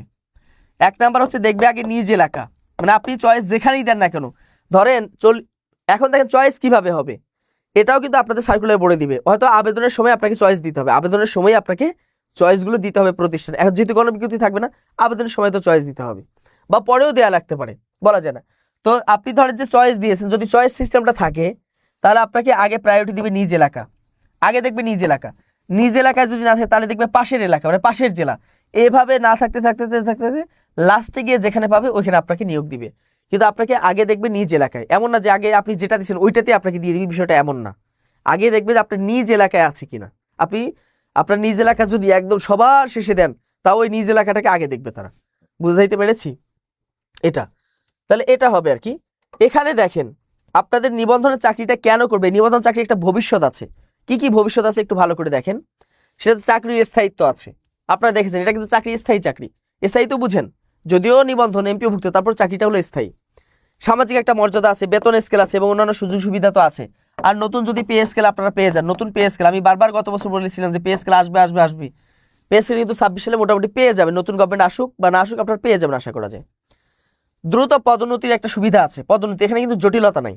নিবন্ধন প্রতিষ্ঠানগুলোতে এখানে যদিও বা দেখা যায় 8 বছর 10 বছর পরে পদোন্নতি হয়, তবে কিন্তু জটিলতা নাই আর কি, অন্যান্য সরকারি প্রতিষ্ঠানের মতো যে ও আটকায় দিবে ও আটকায় দিবে এরকম আর কি। ভালো জায়গায় পোস্টিং হওয়ার একটা সম্ভাবনা আছে। আর একটা সুযোগ তৈরি হচ্ছে বদলির সুযোগ। এই বদলি নিয়ে একটু কথা বলি, খেয়াল করবেন। মানে যাদের নিজ এলাকায় যারা নিয়োগ পাবেন, খেয়াল করে দেখেন, যারা নিজ এলাকায় নিয়োগ পাবেন তারা বদলির সুযোগ পাবেন না। নিজ এলাকায় যদি নিয়োগ পান তাদের বদলি সুযোগ কি করবেন না, তাদের বদলি হবে না।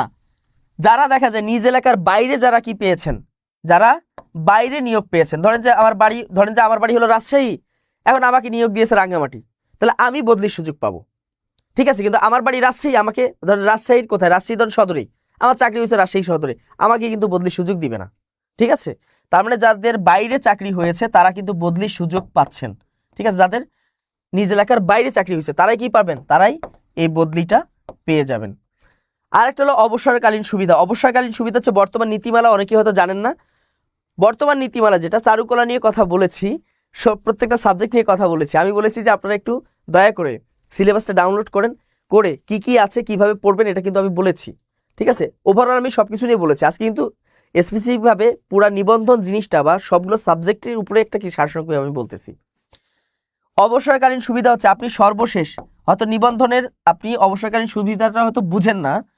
আপনি যখন কি করবেন, যখন আপনি চাকরি থেকে রিটায়ার্ড করবেন, যখন আপনি কি করবেন, চাকরি থেকে রিটায়ার্ড করবেন, তখন আপনার যে সর্বশেষ যে বেসিকটা ছিল, সর্বশেষ যে বেসিক বেতন ছিল, ধরেন সেটা হলো যে মনে করেন যে আপনারা শুরু করেছেন 22,000 টাকা স্কেলে, কলেজে প্রভাষক, সর্বশেষ আপনার স্কেল গিয়ে দাঁড়িয়েছে 50,000। আপনি একটা কি হয়েছেন, একটা প্রতিষ্ঠান প্রধান হয়ে গেছেন 4th গ্রেডে, তাই না, প্রতিষ্ঠান প্রধান হয়ে গেছে 5ম, তাহলে আপনার বেসিক হলো 50,000। এই সর্বশেষ বেসিক কত হইলো 50,000। মানে আপনি লাস্ট মাসে যে বেসিক বেতনটা পাইছেন, আপনি রিটায়ার্ডের লাস্ট মাসে যে বেসিক বেতনটা পেয়েছেন, এটাকে 72 মাস দিবে।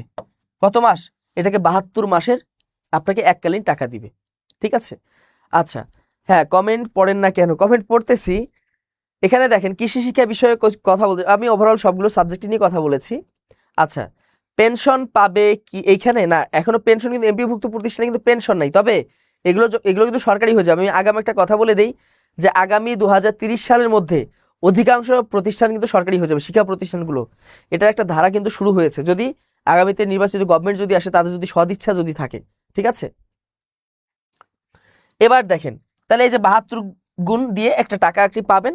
আর হলো আপনাদের শিক্ষক কল্যাণ তহবিল আছে একটা, শিক্ষক কল্যাণ তহবিল, এখানে কিছু টাকা কাটা হয়, এখান থেকে বেশ কিছু টাকা পাবেন, এবং এই তো মোটামুটি এখান থেকে বেশ কিছু টাকা আর কি পাবেন। এই হলো আপনাদের এখানে সুযোগ সুবিধা। আর যদি সরকারিকরণ হয়ে যায় তাহলে তো আপনারা পাইলেন। এখন বলতেছে আসন্ন সার্কুলার, সবার মনে একটা প্রশ্ন, সার্কুলার কবে আসবে, তাই না? এখন সার্কুলার কবে আসবে, সপ্তম গণবিজ্ঞপ্তিতে কারা আবেদন করতে পারবে, এটা নিয়ে কিন্তু আলোচনা হয়েছে যে 19তম নিবন্ধন নেওয়ার পরে কি গণবিজ্ঞপ্তি দিবে নাকি একসাথে দিবে। এখন কথা হচ্ছে যে যদি 19তম নিবন্ধন পরীক্ষাটার রেজাল্ট করার পরে যদি একসাথে দেয় তাহলে ঝামেলা আছে, কারণ অনেকে চাকরি পাবে না। এই জন্য হয়তো 19তম নিবন্ধন এবং গণবিজ্ঞপ্তি একসাথে দিতে পারে, অথবা গণবিজ্ঞপ্তি আগে দিল তারপর 19তম দিল, অথবা 19তম আগে দিয়ে তারপর গণবিজ্ঞপ্তি দিল, ওটা তো আলাদা জিনিস। এটার সাথে 19তম কোনো কি নাই, কোনো সম্পর্ক কিন্তু নাই, মনে রাখেন। সার্কুলার তাহলে কবে আসতে পারে? তাহলে সার্কুলার হচ্ছে যেটা অনেক পত্রিকায় বলতেছে যে জানুয়ারি মাসে হবে না, নির্বাচনের পরে হবে, তাই না? জানুয়ারি মাসে হবে কি না, তাই না, জানুয়ারিতে কি হবে, হবে কি না, এই দ্বিধাদ্বন্দ্বে, ঠিক আছে, কয়েকটা দিন কাটিয়ে দেন, সমস্যা নেই, প্রাইমারির মতো, যে জানুয়ারিতে পরীক্ষা হচ্ছে না, আলহামদুলিল্লাহ, হঠাৎ করে ডেট। তো এই জন্য বলছি জানুয়ারিতে হোক আর না হোক, অবশ্যই জানুয়ারিতে হওয়ার সম্ভাবনা অনেক বেশি, তবে যদি জানুয়ারিতে নাও হয় তারপরেও কিন্তু দেখেন যখনই হোক আপনাকে কি করতে হবে, প্রস্তুতি নিতে হবে, বাদ দেওয়া যাবে না। কারণ এবার কিন্তু পরীক্ষা পদ্ধতি, সিলেবাস এখন কোথায় পাবেন, সিলেবাসটা আমি বলে দিয়েছি, সিলেবাস কোথায় পাবেন, এনটিআরসি থেকে ঢুকলে আপনি সিলেবাসটা পাবেন। হ্যাঁ, এরপর যে কিভাবে প্রস্তুতি শুরু করবেন সেটাও আমি আগে কিন্তু বলে দিয়েছি, কিভাবে প্রস্তুতি শুরু করবেন। সবার আগে বাসায় গিয়ে কি করবেন, যারা যারা প্রাইমারি পরীক্ষা দিবেন না তারা সাবজেক্টিভ এনটিআরসি সিলেবাস ডাউনলোড করবেন, সিলেবাসটা ভালো করে পড়বেন, সিলেবাস অনুযায়ী একাডেমিক বই যদি থাকে এটা বের করে আস্তে আস্তে কি করবেন, আপনারা এটা ভালো করে করবেন, ঠিক আছে। আচ্ছা, এখন দেখেন নির্বাচনের পরে হবে, এটা তো এনটিআরসি কি বলেছে, কেউ কিন্তু বলে নাই কিভাবে প্রস্তুতি শুরু করবেন। তো এখন যারা প্রাইমারি পরীক্ষা দিবেন তারা কি জেনারেলের উপর আগায় আছেন, জেনারেলে তারা এগিয়ে আছেন, কোনো সমস্যা নেই, ঠিক আছে। এবার দেখেন, এমবিএ করে প্রভাষক পদে আবেদন করা যাবে কি? অবশ্যই যাবে, কেন যাবে না। আচ্ছা, ভর্তি ফি কত? একটু দেখেন, এখানে অনেকেই, আমি যদিও আজকে ভর্তির কথা বলতে আসিনি, আমি এসেছি শুধু কি আপনাদের নিবন্ধনের তথ্য দেওয়ার জন্য। তারপরে যেহেতু অনেকে জিজ্ঞেস করতেছেন খেয়াল করেন প্রাইমারি প্রথম ধাপ দ্বিতীয় ধাপের পরীক্ষার তো হয়ে যাবে, তারপরেও যদি মনে করেন যে এই 16-17 দিনে যেগুলো ক্লাস হয়ে গেছে বাকি ক্লাসগুলো একসাথে যুক্ত থাকতে চাই, এখানে হতে পারেন। মাত্র কত টাকা? 1600 টাকায়। এছাড়া প্রাইমারি হেডমাস্টার ব্যাচ আমাদের চালু আছে, এটা চলবে যতদিন পরীক্ষা হয়নি, মাত্র 1600 টাকায় 60% ছাড় চলছে। এই যে মহান বিজয় মাস উপলক্ষে সকল কোর্সে 60% ছাড় চলতেছে। এবার দেখেন 50তম বিসিএস এ যারা দিবেন, 50তম বিসিএস তো সময় নাই, 30শে জানুয়ারি, তাই না? তো এটাতে দেখেন যদি ঠিকঠাক হয় 30শে জানুয়ারি, তারপরেও এখানে 2400 টাকায় আমাদের রিভাইজ ব্যাচে এখানে আপনারা যুক্ত হতে পারেন। এছাড়াও 51তম বিসিএস, আপনারা তো বুঝতেই পারতেছেন, বিসিএস দেখেন 1 বছরের মধ্যে বিসিএস শেষ করে দিবে। কিভাবে যে 25 সালে কতগুলো বিসিএস শেষ করলো, তারপরে সামনে যত বিসিএস আসবে আপনি দেখবেন যে 1 বছরের মধ্যে কি হয়ে গেছে, 1 বছরের মধ্যেই বিসিএস শেষ হয়ে গেছে। এই জন্য যারা বিসিএস পরীক্ষা দিবেন আগাম থেকে প্রস্তুতি নেন। অনেকেই আছেন যে আমি তো নিবন্ধন দিব, হ্যাঁ তাহলে আপনি বিসিএস থেকে শুরু করেন, বিসিএস পড়লে তো নিবন্ধন হয়ে গেল, তাহলে নিবন্ধন আপনার জেনারেল তো আলাদা পড়া লাগলো না, বিসিএস পড়লে অটোমেটিক প্রাইমারি নিবন্ধন অন্যান্য চাকরি পরীক্ষা হয়ে যায়, শুধু ব্যাংক ছাড়া আর কি। এবার দেখেন NTRC special care life batch, অর্থাৎ এনটিআরসি জেনারেল যে সাবজেক্টগুলো আছে 4টা, এই জেনারেল মাত্র 2000 টাকা আপনারা ভর্তি হতে পারেন। যারা এখনো শুরু করেন না ভাই দ্রুত শুরু করেন, এই প্রাইমারিদের মতো বিপদে পড়েন না যে আবেদন করতে না করতে চাকরির ডেট দিয়ে গেল, এই ধরনের বিপদে কিন্তু পড়বেন না, ঠিক আছে? এবার দেখেন, এবার হলো কি, এই যে ব্যাংক জব, যারা ব্যাংকের চাকরি তো বুঝেন, ও আচ্ছা 11 থেকে 20তম গ্রেডের দেখেন সার্কুলার তো প্রতিনিয়ত হচ্ছে, এর তো কোনো ইয়ত্তা নাই, প্রত্যেক সপ্তাহে 2, 4, 5টা করে পরীক্ষা, প্রতি শুক্রবার শনিবার পরীক্ষা আছে তো আছে। হ্যাঁ, সাবজেক্টিভের সাথে জেনারেল নাম্বার যোগ হবে, আমি তো বলেছি এগুলো আলোচনা করেছি, দুইটা একসাথে সাবজেক্টিভ যোগ হবে, জেনারেল যোগ হবে, যোগ করে তারপর ভাইবার নাম্বার যোগ হবে, এই 3টা নম্বরের উপর যে সর্বোচ্চ নম্বরগুলো পাবে ওইখান থেকে শুরু করে তারা কি করবে, টিচার নিয়োগ দিবে। হ্যাঁ, এখানে নির্দিষ্ট কোনো কাট নাম্বার নাই। এখন অনেকে চিন্তা করে যে 5 নম্বরের, তাহলে এখানে দেখেন ব্যাংক জবে মাত্র 2200 টাকা আপনারা যুক্ত হতে পারবেন। আর এছাড়াও এনটিআরসি যে সাবজেক্টিভ ব্যাচ, এখানে অনেকেই বলেছে যে সাবজেক্টিভ ব্যাচ আছে কিনা, হ্যাঁ এনটিআরসি এর সাবজেক্টিভ ব্যাচে আপনারা মাত্র 1520 টাকায় যুক্ত হতে পারবেন। 1520 টাকায় এই ব্যাচগুলোতে প্রত্যেকটা সিলেবাস অনুযায়ী প্রত্যেকটা টপিক থেকে আপনাদেরকে বিস্তারিত আলোচনা, এগুলো ক্লাসে পড়ানো হয়, ধরিয়ে দেওয়া হয়, বুঝাই দেওয়ার পর এমসিকিউ প্রশ্ন আছে, সেই এমসিকিউ প্রশ্ন আপনাদেরকে দেওয়া হয়। বুঝতে পেরেছেন? তো এই ব্যাচগুলোতে আপনারা যুক্ত হতে পারেন। এখন দেখেন কোন কোন সাবজেক্টে আছে, এই যে বাংলা আছে, স্কুল পর্যায়ে 2 আছে, বাংলা স্কুল পর্যায়ে 2, বাংলা ইংরেজি এটা আছে। এরপর দেখেন স্কুল পর্যায়ে দেখেন বাংলা আছে, এখানে ব্যাচ বাংলা আছে, ইংরেজি আছে, গণিত। এরপর দেখেন এই ব্যাচগুলো একটু ভালো করে দেখেন তাহলে বুঝতে পারবেন। স্কুল 2 পর্যায়ে আছে, বাংলা ইংরেজি, যেটা জুনিয়র শিক্ষক বাংলা আছে, হ্যাঁ স্কুল পর্যায়ে বাংলা, স্কুল পর্যায়ে ইংরেজি ব্যাচ আছে, স্কুল পর্যায়ে গণিত ব্যাচ আছে। এরপর দেখেন স্কুল পর্যায়ে যেটা সামাজিক বিজ্ঞানে তো প্রায় 10-11টা সাবজেক্ট, 12-13টা সাবজেক্ট, তাই না? এবার আরো যুক্ত করছে, দর্শন যুক্ত করেছে, ইকোনমিক্স, এরপর হচ্ছে কি মনোবিজ্ঞান যুক্ত করেছে, না পাবলিক আর্ট যুক্ত করেছে, সহকারী মৌলভী ব্যাচ আমাদের চালু আছে, ভৌত বিজ্ঞান চালু আছে, ব্যবসায় শিক্ষা তো বুঝেন যেটা বিজনেস স্টাডিজ, ব্যবসায় শিক্ষা, সকল সাবজেক্ট মিলিয়ে স্কুলে একসাথে পরীক্ষা দিতে হয়। এরপর দেখেন কলেজ পর্যায়ে দেখেন, তাই না? কলেজ পর্যায়ে দেখেন এখানে বাংলা চালু আছে, এখন বাংলা, ইংরেজি, গণিত, এরপর আরবি চালু আছে, রসায়ন, পদার্থবিজ্ঞান, রাষ্ট্রবিজ্ঞান, তথ্য এবং যোগাযোগ প্রযুক্তি। আর বাকি সাবজেক্টগুলোতে যদি আগ্রহ এরকম করে পাওয়া যায়, এই বাকি সাবজেক্টগুলো চালু আছে কিন্তু আমরা এখনো ক্লাস শুরু করিনি আর কি, ঠিক আছে? এছাড়া উদ্ভিদবিদ্যা আছে কলেজ পর্যায়ে, এই যে দেখেন অর্থনীতি আছে কলেজ পর্যায়ে, সমাজবিজ্ঞান, ইসলাম ইতিহাস সংস্কৃতি, ভূগোল ও পরিবেশ, মার্কেটিং, ব্যবস্থাপনা, প্রাণীবিদ্যা। তাহলে দেখেন কলেজ পর্যায়ে কিন্তু অসংখ্য সাবজেক্ট এখানে চালু আছে, স্কুল পর্যায়ে আছে, কলেজ পর্যায়ে আছে। কলেজ পর্যায়ে দেখেন ইতিহাস আছে, কলেজ পর্যায়ে হিসাব বিজ্ঞান আছে। তাহলে দেখেন প্রত্যেকটা ব্যাচেই মাত্র কত টাকা, 1520 টাকা আপনি এখানে যুক্ত হতে পারবেন, ঠিক আছে? এটা কিন্তু একটা বিশাল একটা সুযোগ। তবে স্কুল 2 পর্যায়ে কিন্তু 1800 টাকা, কারণ এখানে ক্লাসটা বেশি। আর সামাজিক বিজ্ঞানে কিন্তু 2200 টাকা, মানে 60% ছাড় দিয়ে 2200 টাকা। সামাজিক বিজ্ঞানে তো 13টা সাবজেক্ট, তারপরে এখানে অনেক স্যাররা কিন্তু ক্লাস নেবে, এখানে ক্লাসের সংখ্যা বেশি। সামাজিক বিজ্ঞানে হচ্ছে শুধু 2200 টাকা, আর স্কুল 2 যেটা আছে, স্কুল 2 এখানে হচ্ছে কত টাকা, 1800 টাকা। এই দুইটা ব্যাচ ছাড়া সকল ব্যাচই হলো 1520 টাকা। আর একটা হলো গণিত ব্যাচ, যেটা কলেজ পর্যায়ে যেটা গণিত, এটা হলো 1800 টাকা, কারণ গণিতেও ক্লাস কিন্তু বেশি লাগে, ঠিক আছে? স্কুল 2 মনে রাখবেন, স্কুল 2, ঠিক আছে? আমি যদি আবারও বলি, স্কুল 2 হলো 1800 টাকা, প্লাস গণিত যেটা আছে, গণিত, এই গণিত স্কুল এবং কলেজ এটাতে 1800 টাকা, কারণ এগুলোতে ক্লাস বেশি লাগে।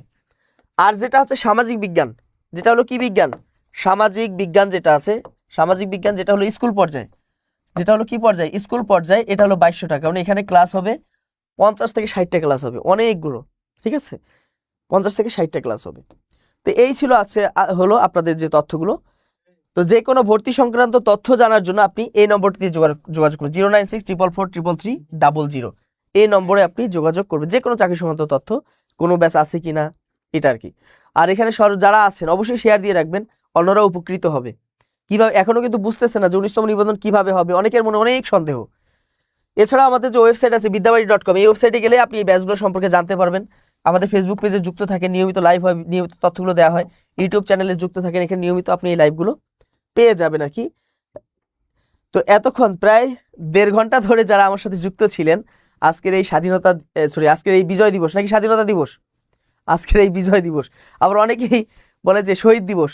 শহীদ দিবস হচ্ছে কি 21শে ফেব্রুয়ারি, তাই না, আমাদের আন্তর্জাতিক মাতৃভাষা দিবস। আর স্বাধীনতা দিবস হচ্ছে কি 26শে মার্চ। আর বিজয় দিবস হচ্ছে 16ই ডিসেম্বর। এই দিবসগুলো কিন্তু ভাইভাতে ধরবে। আর এবার যারা প্রাইমারি পরীক্ষা দিবেন, আমি আগেই বলে দিই, 3টা যে দিবস আছে, জাতীয় দিবস, শহীদ দিবস 21শে ফেব্রুয়ারি, তারপর হলো কি 26শে মার্চ এবং 16ই ডিসেম্বর, এগুলো ওই সময় 1971 সালে বা 1952 সালে কি বার ছিল, এই তথ্যগুলো কিন্তু আসতে পারে। এটা ভালো করে পড়বেন। তো এই দীর্ঘ সময় ধরে যারা এখানে যুক্ত ছিলেন এত কষ্ট করে, সবাইকে অসংখ্য ধন্যবাদ জানিয়ে, ঠিক আছে, সবাইকে অসংখ্য ধন্যবাদ জানিয়ে আজকে এখানেই শেষ করে দিচ্ছি। তবে পড়াশোনা করতে হবে, জীবনে বড় হইতে গেলে মানুষের কথায় কান না দিয়ে আপনি শুরু করে দেন, বাকিটা আল্লাহর ইচ্ছা। যখন আসবে তখন এমনিতেই সার্কুলার চলে আসবে, ঠিক আছে। ওই সার্কুলার আসে বসে না থেকে আপনি পড়াশোনা শুরু করেন, মানুষের কথা কান দেওয়ার দরকার নেই। আপনি আপনার জীবন ভাই মানুষ এসে গড়ে দিবে না, ঠিক আছে। আপনার যদি আজকে চাকরি না থাকে, যারা আপনাকে এই যে বলতেছে পড়ার কি দরকার, তারা কিন্তু আপনাকে, আপনার জীবনটা তারা পরিচালনা করবে, আপনার জীবন আপনাকে ধারণ করতে হবে। এই জন্য আপনি কি করেন, আপনার গতিতে আপনি পড়াশোনা চালিয়ে যান, কখন হয় হোক। তো সবাই ভালো থাকবেন, সুস্থ থাকবেন। আবারও আপনাকে বিজয়ের শুভেচ্ছা। আসসালামু আলাইকুম।